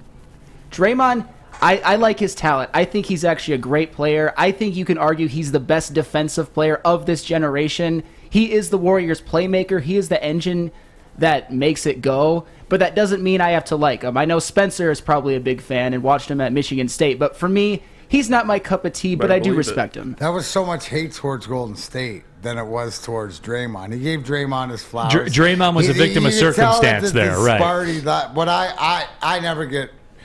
I don't really. Draymond whines. I don't think he whines more than anybody else. He yells. He doesn't whine. In the He NBA, yells. but he is. But he is the. He definitely is the pulse and the heartbeat, and always has been, because he always brings that dog, and he always brings that. He's the one guy that does all the things that the rest of them don't do, and the rest of them don't need to do. Right? You don't need Klay Thompson to ever dribble, ever. Right? I don't think he's dribbled in eons. Doesn't need to. Spot up shooter, right? Klay shoots threes from everywhere. Draymond knows his role, and when Draymond accepts his role, and the fact is that when he sees everybody else is looking at him, that's when he performs his best. So no, the fact that he is a Sparty and all that stuff, even more so. But no, I love Draymond. And here's the thing: I don't always agree with Draymond, but I see different forms of maturity in different forms and stuff like that. And this is sort of like, to me, a resurgence in this finals. It's sort of Golden State was sort of, with the injuries and stuff, sort of fading away. I hadn't heard of it. All the talk is, well, they can't win because they don't have Kevin Durant and all this stuff. He's been an integral part, as he was in the past of the championships, and is an integral part of why they are there now. And no, he's one of the reasons I watch basketball. Yeah, and I do too. I'm a big Draymond guy because he is one of those quote-unquote glue guys. There's something different. It's not Melba toast. I mean, there's one thing that's great. Three balls, but it's the guy that diving out there, doing the little things, getting emotional. He carries all the emotion of the rest of them in one guy. And you got to give a shout out to Steve Kerr, because to coach that much talent, but to be able to ebb and flow and find a way. I just think that the Golden State's more dangerous because of Klay Thompson finding Klay Thompson. He's finding his best Klay Thompson right now. John Smith says, if my other choice is listening to Stephen A. Smith, I'll take Draymond Green. YT Sparty says Dre is a Spartan. And our YouTube chat poll, it's pretty much running 50-50. Are you tired of Draymond Green? It's pretty much 50-50. Here, Rick brings up a great point, but is this a fair... is he sort of the Golden State Warriors Sheed, right? 100%. Rasheed Wallace, 100%. And we saw how much we loved him. So, yeah, I mean, it makes sense. And I'm a big Sheed guy, so that was, that might have been it. Because here's the one thing, and I think there's a comparison, right, is that people would look as with the technicals and as Sam says, whining, I would say creatively arguing with the official or arguing your point, is the fact that at the end of the day, they are all about team. They want the team to win, the team success and stuff like this, and that's what defines them as championships. Cigar Guy 911 says, who would you rather have, Ben Wallace or Draymond Green? And my answer popped in my head instantly. For this Golden State team, there's no debate. It's Draymond Green. It's got to be Draymond for this team. Golden State. For our team. Do people understand the pace Golden State plays at? Do you think they do, Sam Flannel? No, and honestly, that to me, Draymond Green is eons above Ben Wallace because Draymond Green actually has a semblance of an offensive game, and Ben Wallace is one of the worst offensive players I've ever seen, albeit being a great defender. One more thing. Different game. Yes. I understand that. And one more thing about Draymond Green, just He's going quick, back in, everybody. A quick segue. One of the things that bothers me, and I know, D-Mac, you're probably going to disagree, I don't think that all of that yelling and carrying on and kind of like being sort of that emotional guy, because he is so emotional on the court, really does anything. I think he is a great player. I don't like the whole like, oh, he's such the emotional leader. No, he's just kind of like a blowhard. That's what I see Draymond Green. Yeah, but here's the thing, Sam, is yes, I agree that at times it's a blowhard, but it's how he's learned to pick his spots, when to do that, because you're waiting for it. That's the maturation of being a blowhard or a mouthpiece, because he's got to say the things and get away with it or sacrifice that you don't want Clay saying, that you don't want Steph saying, whether they would or they won, and you don't want your coach saying it. So you can get away with that, right? I never wore a letter, but I talked to the refs all the time because I was the respectful one. Because the rest of them with letters on, if your name wasn't Lidstrom, who really didn't talk that much, right, would go off on a tangent and have every vile word in there, and I'd have to come in, and I'm talking about our fearless leader and Stevie or Shanny or whatever. Guys would lose their marbles, and I would come in and I'd have the buffer. But I also knew how to talk. It was easy. I had to talk to. Now it was easy for me because these are the guys that, when you're fighting all the time with the linesmen and stuff, you better be friends with them and you better have that respect amongst them. But that's the one thing that I loved is you could always get to the bottom of them. Didn't mean you were right or you're wrong, but at the end of the day, you could because it's emotional. And especially the deeper into the playoffs that you get, the more emotion, not just players, referees, everybody else. So you need sort of like that calming influence. You know, D-Mac, I agree to the fact that I thought, Neal, in the past, you know what, it was more theatrical a lot of times, and you'd be like that's how I look at LeBron when he complains. I used to look at Sidney Crosby the same way. But now Sidney Crosby has sort of evolved into that. I've seen evolution from Draymond, but sometimes you're right. Blowhard. I don't know, though. You mentioned Draymond and LeBron in the same sentence. I think LeBron's one of those guys, like every all-time great player. Michael Jordan whined, Kobe whined, LeBron whines, Luka whines. It's just when you're that good, you have to be, you want all the calls. So do you understand Draymond whines for his greatness of his guys? I understand. You actually brought up some good points that I hadn't considered, and that's why I wanted the professional athlete perspective. And I get what you're saying. I just think this idea of him being this like emotional leader, it kind of gets a little nauseating to me sometimes. Yeah, but who narrates that? He doesn't narrate. The media. But that you put it on him, and we put this on him 7 years I think ago. he does to some degree, D-Mac, because he's always out there, especially over the course of the last 2 weeks. And who's not always out there? The rest of them. Thank you. Do you get that? Yeah, no, I get that 100%. Do you get that, right? Yeah. Do you understand? And you know where that greatness comes from? Guaranteed. It's part of the job. Kerr. Yeah, it's part Steve of Kerr, the job. who was around the greatest player of all time forever and figured it out. You not only figure out your coaching style, you figure out how to deal with people, right? That's like Scotty coming to me saying, hey, we don't want, anybody near these guys, so make all the noise you want and, say something stupid in the media or go challenge somebody or whatever. Okay, right? Heats off everybody else. JD Pesto says Draymond talks stupid so the rest of the team can be quiet and win. And there is. That's exactly what we're talking about right now. I'm trying to tell you, there is something to it. There is something to the point. I don't always agree with what Draymond says, and sometimes I'm like, why is he doing that? But there's also, too, is because when you don't, Neal, what's different than everything else? When you hear from the mouthpiece or whatever, then you usually hear comments throughout the team of what the mouthpiece said and this and that. You don't hear guys comment off of Draymond's comments, other than, what do you see Steph go like this? Draymond. Draymond being Draymond. Yeah, Arthur Fonzarelli says the fact that he can't score and is 32 years old and still productive says a lot about him, and that's fair. That's 1,000% fair and accurate. Yeah, plays his role. Plays his role as well as anybody in the NBA does. And let me tell you something, you guys. Summer of Cintron is here, and now Cintron is locally available at select Kroger stores. You can pick some up the next time you're out grocery shopping. They got the deal going on right now. Give it a try. 2 Cintrons for $4. Try it. See if you like it. That's all I'm asking you to do right now when you're rolling through the grocery store next time. Cintron, the new energy drink for the active lifestyle. Proud partners with the Detroit Pistons, the Detroit Red Wings, Detroit City FC as well. Drink it. Live it with Cintron. New to the game or a season better? OddsTrader.com has everything you need to make the right bet ahead of kickoff. Begin your handicapping journey with OddsTrader. Improve your edge by finding the best price on every game from sportsbooks in your backyard. Take advantage of the numerous sign-up bonus offers to pad your bankroll. Dive into key game statistics, player performance, and even account for the projected game day weather. Best of all, you can use the OddsTrader bet tracker to keep a log of your action. Welcome to OddsTrader, and best of luck. When you need apparel, there's only one place to go. Big Frog in Novi. With no setup fees, no artwork fees, no minimum, and a 24-hour turnaround, you can have your whole team outfitted in no time. Embroidery, direct-to-garment, vinyl, and screen printing, Big Frog has it all in all the styles you want. So whether it's a sports team, fundraiser, school event, or corporate needs, Big Frog is your one-stop destination. Visit bigfrog.com/Novi or call 844-4-BIG-FROG.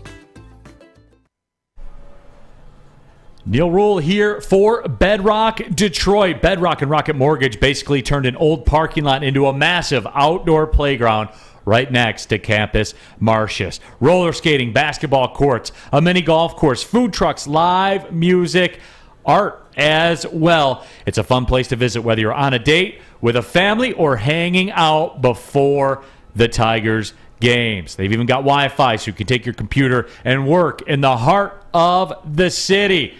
It's a great time down there. And look, we talked about Chicago earlier. Bedrock Detroit's another one of those examples. It's hot and popping downtown. So get down there. Take a spin. But next time you're going to the Tiger game, take 20 extra minutes. Take a spin down there right next to Campus Martius and take a look at everything that's going on at Bedrock Detroit.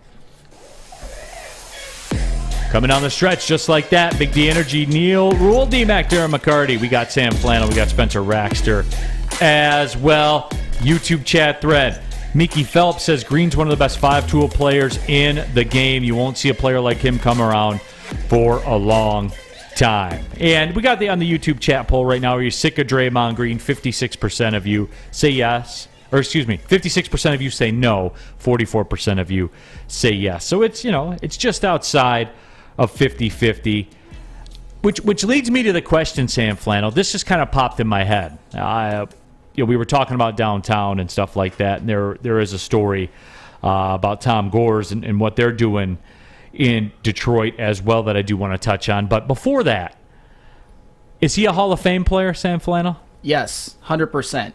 I mean, at this point, especially with this year, when Kevin Durant left and still helping lead the Golden State Warriors back to the finals, even just getting there, he is absolutely a Hall of Famer. He's one of the best, like you said, glue guys, maybe the best glue guy who's ever played in the NBA. He's their playmaker, and I said he is the best defensive player of this generation. Better than Giannis, better than Rudy Gobert. It is Draymond Green, and you know that I don't like him, but I do respect his talent. Absolute Hall of Famer. Spencer, is he a Hall of Famer? Yeah, for sure, undoubtedly. It's for all the reasons you said that. He's got the 3 championships. He's got 4 All-Star appearances. He's got the NBA Defensive Player of the Year. He's got 4 first-team All Defenses. He's got multiple first-team All NBAs. And this is if in that 2016 NBA season in the NBA Finals, if he wouldn't have got suspended for that Game 5.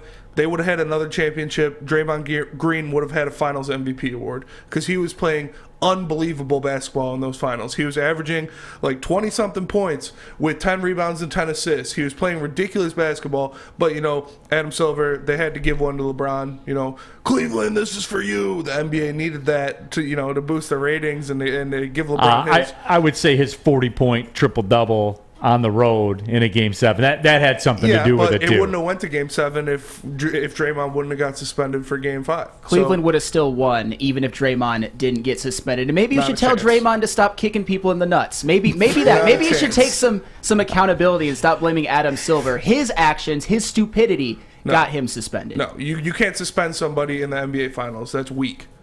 Unless you literally kill somebody. Like, no, you can't do that.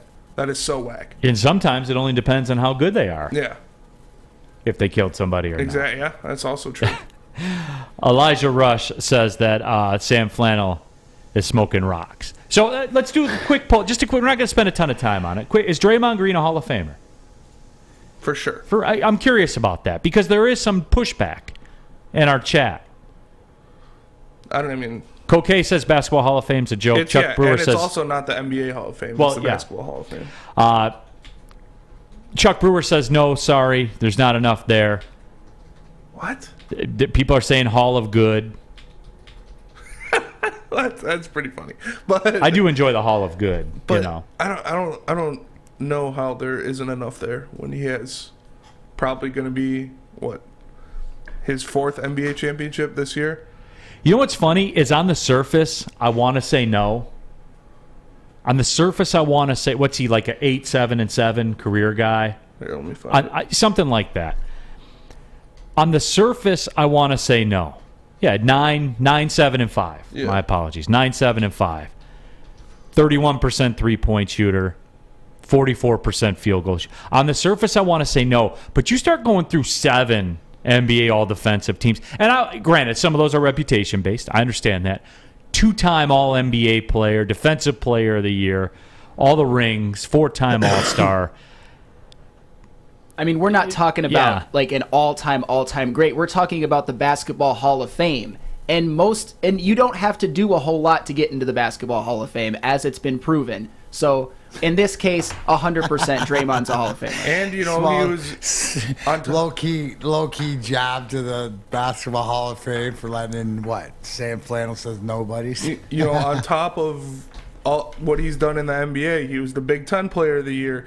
He's a Big Ten Tournament MVP. He's got a gold medal. He's a Hall of Famer. Yeah, you can't deny it. I mean, there's just so many accolades. Yeah. I sit here, listen, you nailed it off, and halfway there. Like, if Golden State wins, what will this be? 3? Third championship? 4. Fourth? Yeah. See, 4, gold medal, these awards, been recognized by the league. Slam dunk. Yeah. I'm starting to get that way. This is pretty much not a debate. He's even more, hey, listen, Draymond is more locked than Ozzy. And Ozzy's a lock to the NHL Hall of Fame. They just haven't figured it out yet. DB Coop 25 says, I'm late to the show. I thought there were no polls today, huh? Heel Neal.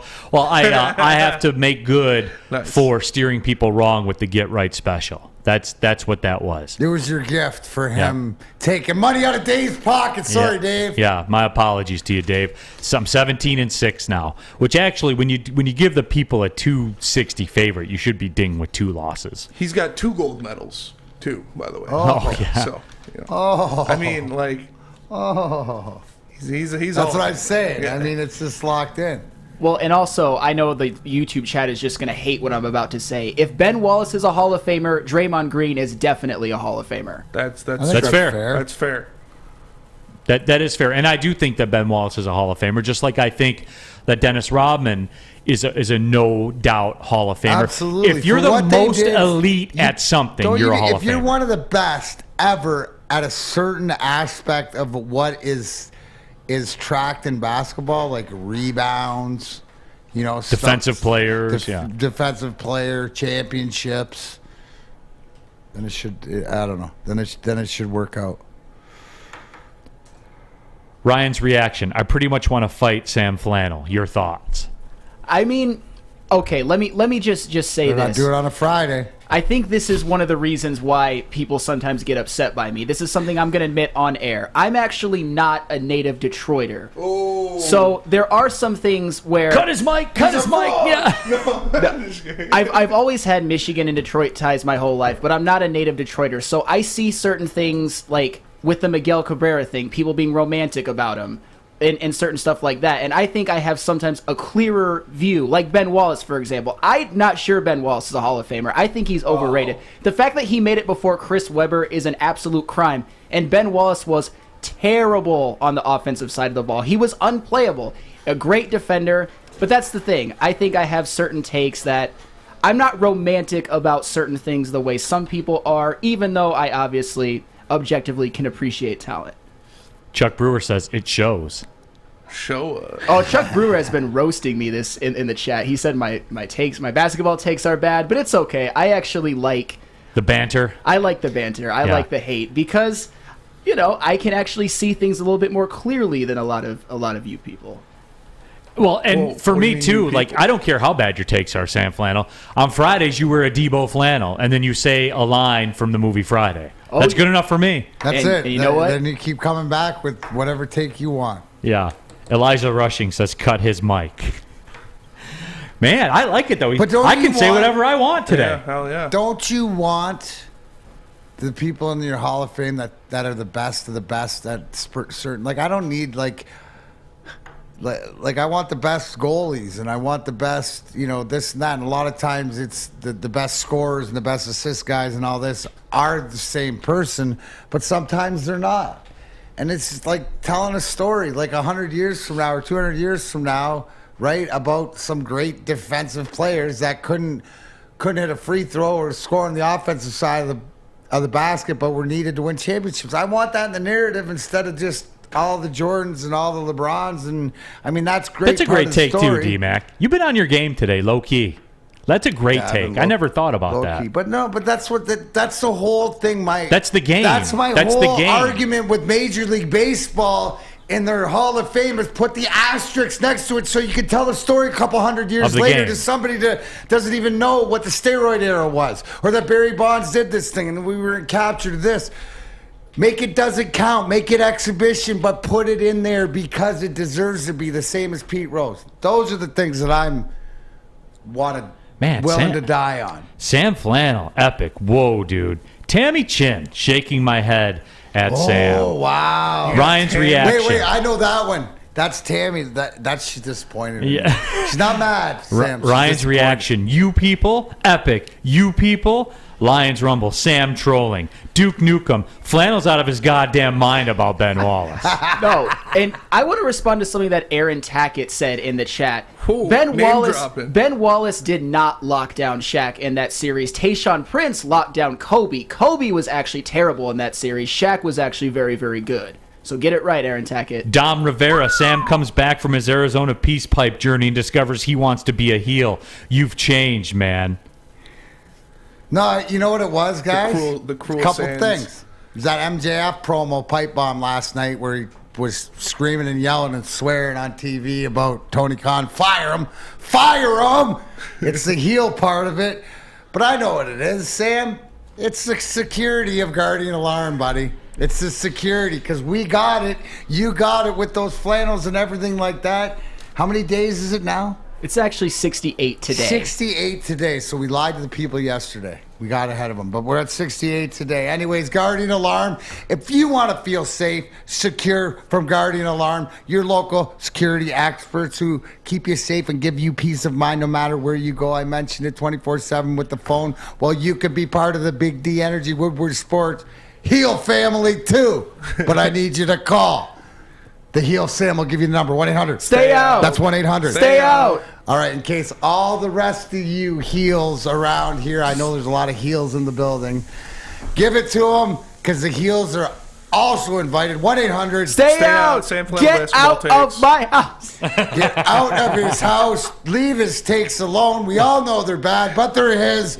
Protected by Guardian Alarm. Give him a call today. You know him. You love him. Make sure you tell him Woodward Sports Big D Energy sent you. We'll be right back. Hi, my diamonds. It's Crystal with an X. You want to get hot and perfect like me? Here's my super easy routine. Drink at least a gallon of water before you wake up. Attach a weight to everything in your house. Sell your car and just sprint everywhere. Scream when you exhale. Don't follow Crystal with an X. Do your own thing at Planet Fitness with tons of equipment and free fitness training in our clean and spacious clubs. Join now for just $10 a month and cancel anytime. It's a great day to get some Centron in your life. Okay. There it is. Centron, here we go. Gotta grab the cranberry. Oh wait, it's 2 for $4. Gotta double up with the classic as well. Centron World, baby. Centron, available at select Krogers, and if you wanna know how, go to @CentronWorld.com. You get dope like me. You know what? Why wait?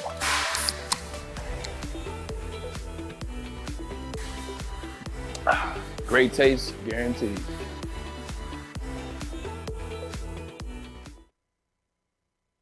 Neal Ruhl here for Chili Peppers Tanning. You already know what it is. You can get access to the Pepper Club. Get your unlimited tanning options on. They'll beat all competitors' prices by at least $5. Chili Peppers Tanning has the hottest bulbs. Chili Peppers Tanning has the hottest deals. And yes, Chili Peppers Tanning has the darkest tans. Go to chilipepperstanning.com. Find out which of their 26 locations, more on the way, by the way, work best for you. It's Chili Peppers Tanning. Back at it here, Big D Energy, Woodward Sports Network. Neal Ruhl, who has officially passed the baton as the heel of the show, to Sam Flannel. I think Lewis M. in our YouTube chat thread says it the best. Sam Flannel's job is to humble us. Man, I actually can't.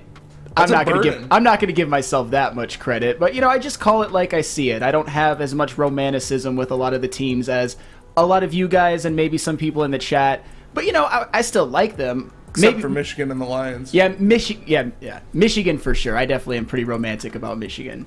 Lions to some extent, but that's all that is. It's all love. I absolutely love bantering with you guys on the chat. So let's keep it up. Let's keep going. And let's do it. Why not? What about this one for you, D-Mac? Ryan's reaction. What's going on with D-Mac lately? He looks younger and he's mentally sharper than usual today. Can confirm. I shaved. Don't worry. Don't worry. New products in the line. Testing out new products are working. So there it is. Focus. The focus. Dude, all these goals in this power play, especially in the Western Conference Finals, you got to be sharp. So you got to get up a little bit early. But I appreciate that, guys. Yeah. Because I shaved. How about this idea? How about this idea? Jake Wagner. One day when Neal and D-Mac are both gone, we should have Easy and Sam Flannel host. They could have a battle of the bad takes. Oh, man. I actually think that would be a pretty fun show, I think me and Easy have some pretty good chemistry, so I think people would watch. And Spencer, I'd like you to be in the TD booth. Let's get it going. Or maybe I'm in the TD booth, I'm in here, you guys are up there. I like it. I think my brain would explode if it was Sam Flannel and Easy up there. Here's one for you, though, Sam Flannel. Elijah Rushing says Shaq averaged 26 and 10 in the finals. How are you all even saying that Ben locked him up? Boom. That's what I'm saying. It was Tayshaun who locked up Kobe. Kobe shot 36% in the finals and was a ball hog. Shaq was great. If Kobe would have actually fed Shaq the ball more, hell, the Pistons might not even have a title to going to work. That one block it does get romanticized. That one Ben Wallace block on Shaq where he blocks him. Everybody's, you locked him down. You don't lock down. Yeah, but isn't Shaq. 26 and 10 locking Shaq down? Not 2004 Shaq. Really? He was a little bit past his prime at that point. Maybe on the very, very tail end of his prime. If you're talking 2000 Shaq, if you hold him to 26 and 10, you're a god. Still laughable to me. It's still Shaq. That's fair, but 26 and 10 on good efficiency are really, really good numbers, even if you're talking Shaq. It's still laughable to me that Steve Nash is holding one of Shaq's MVPs. But that 05 season, he was already kind of declining. I'm not saying Steve Nash for sure deserved it. We're talking Shaq, right? Yes, We're we are. talking Shaq, who arguably one of the most athletic human beings, not only big man. He's a 40 and 20 guy when he puts his shoes on if he wants. Did I tell you my Shaq story? No, so Mikey, I have to hear this. Mikey, the bus driver in L.A., right? So he drives the away team. So when you land, whenever you go in, and usually for L.A. and Anaheim, we have Mikey. Well, he would also drive for the Lakers to the airports and stuff from the rink because it's all working out of Staples or the Forum or whatever. On the bus one day, going to the game, and comes to the front and he goes, "Hey, you want to see something?" He pulls out, Shaq had signed him a pair of his game-worn shoes. I think they're like 23s. I wear a size 12. with my dress shoe on. I put Shaq's shoe on With a shoe my on. dress shoe on and put it and fit it on. That's how big Shaquille O'Neal's feet were. I still think 26-10 to the fact that might not be stonewalling Shaquille O'Neal, but I think that can we meet in the middle that the job that Ben Wallace did was he minimalized the damage that Shaq could have done. Dude, he's the biggest human being I've ever seen. In 04, he averaged 21 and 11. But I mean that you step your game up to in the me, finals. I thought like it's relative. Yeah. It's like tonight, right? If you hold Leon Draisaitl to 2 points instead of 3, which he's lighting up for the past 5 or 6, or you hold Edmonton to 5 goals. If it's a 5-4 game tonight, you're winning. That's true. You know what I like? It's the old school tonight. That's the whole thing. So that's how big Shaquille O'Neal's like 23. Put your size. I said a size 12 dress shoe. Yeah. That's not small either. You're right. Shaq was the most physically dominant player, arguably in the history of all sports, but definitely the history of basketball. Yeah, maybe other than Wilt Chamberlain. Yeah, well, no, Shaq would body Wilt Chamberlain. Wilt Chamberlain would body Shaq. Not a I know we don't chance. want to divulge into this, Not but a Wilt chance. Chamberlain is the greatest athlete who ever played NBA He basketball. was playing against math teachers and plumbers. Bill Like, Russell. Get out of here. Bill Russell, you know. Hey, say that. Hey, be serious with that take and finish that with on and off the court. Oh. Yeah, that's for sure. Will used to slay. Wrapping up the discussion. Big Will can slay him. That is true. On a YouTube chat, we'll close that one out. Is Draymond Green a Hall of Famer? 70% of you say yes, and Yes. 30% of you say no. So yeah, I mean, just those accomplishments, man. When you start rattling them off, Hey, it's you know a what? long, People long can list. get it right on the Draymond, can't get it right on the candy corn. Yeah. Pistons fan 11. Ben Wallace slander on this network makes me sick. And Pistons fan, like you got Pistons you got fan, some young, you got it's some strictly younger Sandy guys. Flannel, Yeah. blasphemizing Ben Wallace. Get it right.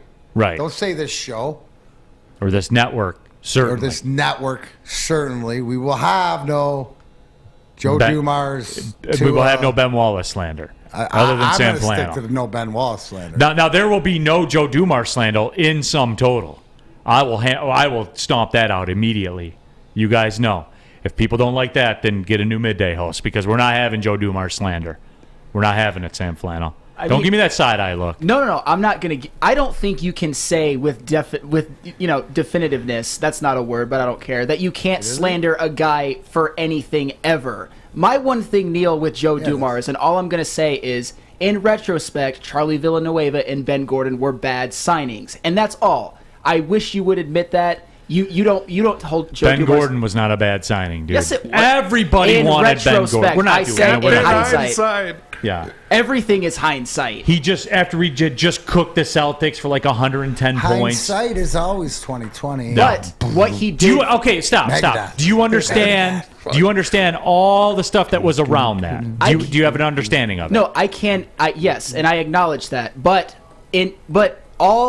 all moves are judged in hindsight, and hindsight proves that Ben Gordon and Charlie Villanueva. Okay. In were bad. hindsight, did they sell the team? Yes. Okay. Cool talk, bro. And I also say that what he did assembling that 04 team, I was the one who said that was beyond great, and just doing that makes him a great GM. Hey, Rack says Sam didn't just wake up choosing violence; he chose death this morning. Did you watch Obi-Wan last night and get a whole dose of Darth Vader? Is that what it was? You got a lot of dark side in you today. I think he was watching Obi-Wan, which, by the way, if you're not watching Obi-Wan, it's awesome. Vader went crazy last night. That was awesome. Jake Wegener says, when Flannel Sam says, quote, all I'm going to say, that's when you need to cut the mic. Do we have like an over? Can we do that? Can we protect this man from himself? I can't physically cut No? Sam's mic. So It it's goes the all other way him. He's the around. sound guy. Yeah. We've got no cap. We do. cannot help this. We man. do. We I can have shut his the camera off. emergency. We have the emergency contingency plan where D-Mac gets out of his chair. But I mean, like that's the emergency contingency plan. Here, Sam, start talking. I can just Check, throw this 1, up. 2, 1, I can throw 2. that up when he's starting to make a bad. Oh, take. that's right. So, Those were the you know, days. yeah.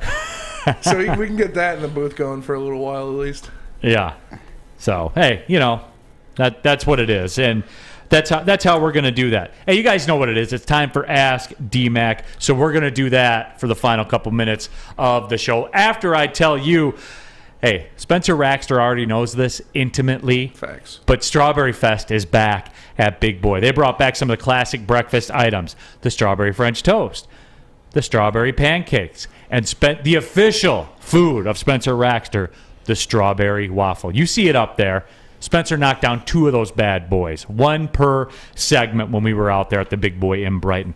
Not a breakfast person? Try the new strawberry bacon chicken wrap. That's the one I had. The crispy chicken wrap or the nacho wrap or the strawberry salad, the perfect recipe for springtime. Don't forget about dessert, everybody. The strawberry pie is only $1.99 for a slice with a purchase of $7.99 or more at your participating Big Boy locations. Guys, do the economically intelligent thing. Don't not get the slice of strawberry pie for $1.99, or you're only cheating yourself. That's all I can do for you. Big Boy at Strawberry Fest at participating locations. We are the network for Detroit by Detroiters. Welcome to the Woodward Sports Network. Fellas, let's be honest. We like things to be easy. We like simple stuff, like sports 7 days a week. We like things uncomplicated, like Lady Jane's Haircuts for Men. Open 10 to 8, 7 days a week. Walk in anytime. Sign in, sit down, watch your favorite team play. And before you know it, your hair will be game ready. Open 10 to 8, 7 days a week. Walk in anytime. Lady Jane's Haircuts for Men. It's wicked awesome. Thank you to all the fans for making Woodward Sports your #1 online destination for Detroit sports. We promise not to drop the ball.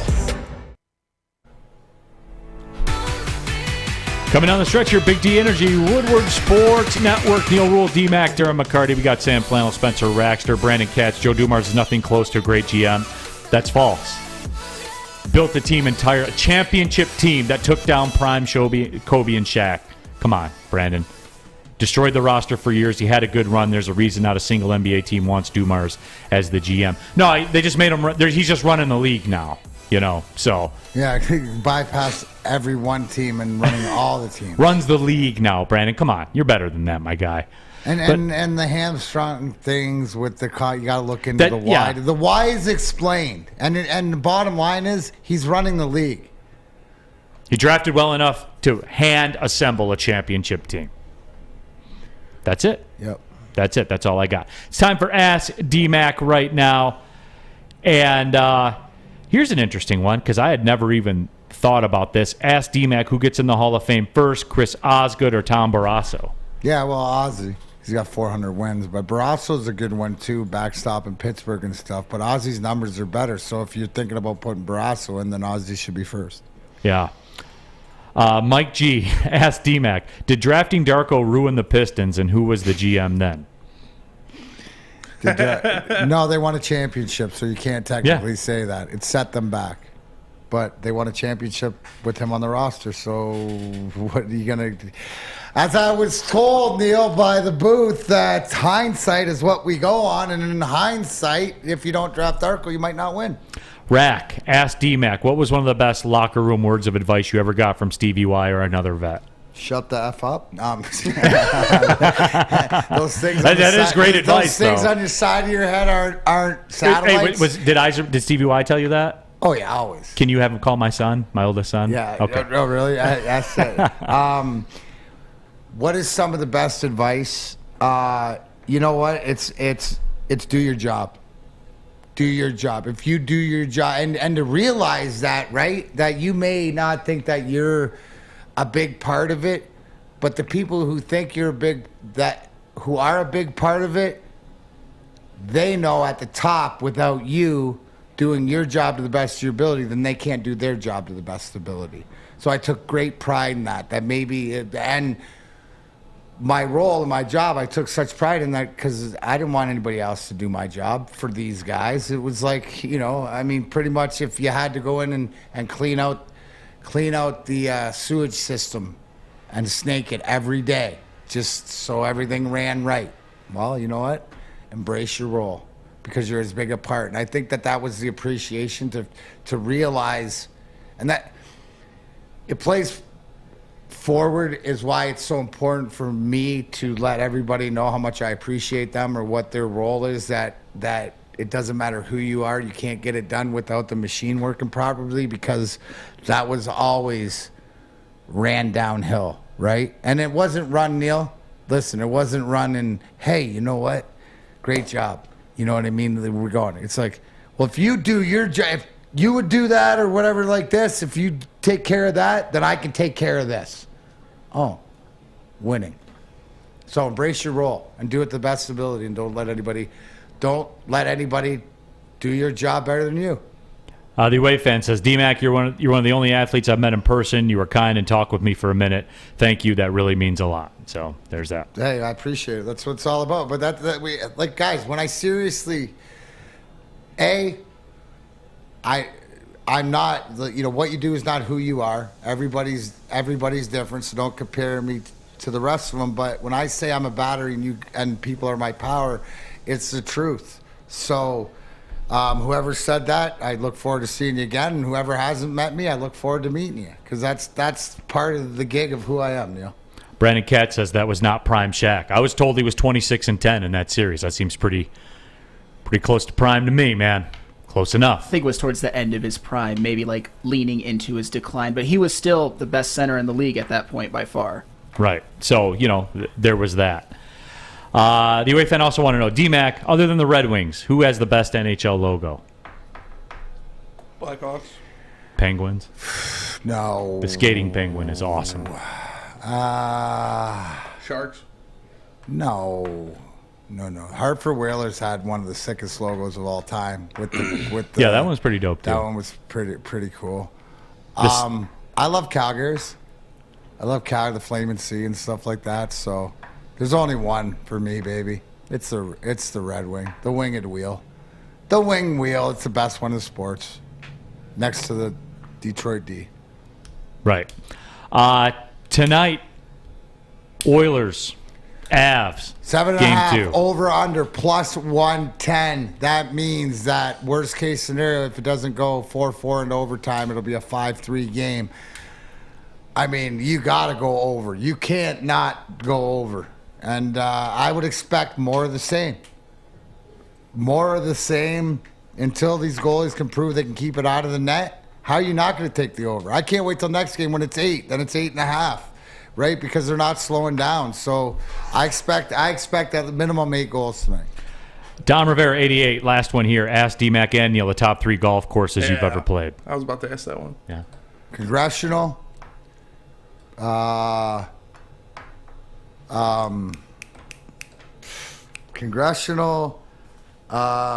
Cypress, and up north, the private one. Mackenzie. The what's the one? The real private one up north. Alistair McKenzie built it. I'm not a big. I don't. You go. I don't play. It's the private of all private ones. Kapalua over in Hawaii, where they play the Sony Open. Of course it was. Yeah, that I like playing Warwick Hills at the time. The couple times I've got to play Warwick Hills, just like growing up, going to the Buick Open and seeing the guys play that course too. My buddy. Sweet Rod Sweet belongs up there. Yeah, so I really liked playing that one. And then, again, kind of a sentimental thing, Detroit Country Club from back when I was a caddy. Working there. Mine's probably Lynx Quarry in Bay Harbor, Treetops, and Crooked Tree. Country Club in Detroit? Yeah. Yeah, what an old school, great track, Grosse Pointe. Sand. That place is like you want to learn how to play out of the sand. More fairway sand bunkers in that course. Oh yeah, it's pretty incredible. I can't remember what's the private one. I'll tell you tomorrow. There you go. Gosh darn it. We got it in hockey tonight. No D-Mac tomorrow, right? No D-Mac. You got something going on in the business. Who do I got? Jeff Iafrate. Jeff Iafrate? Mm-hmm. All right. Pistons the tomorrow. juice is loose. Oh, absolutely. Yeah. So I'll be in here with Jeff tomorrow. So be ready for that. Until then, see y'all tomorrow, everybody. Big D Energy for D-Mac, for Sam Roasting Takes Flannel, and, of course, for Spencer Raxter. My name's Neal Ruhl. Well, see you later. That's all my take, punk.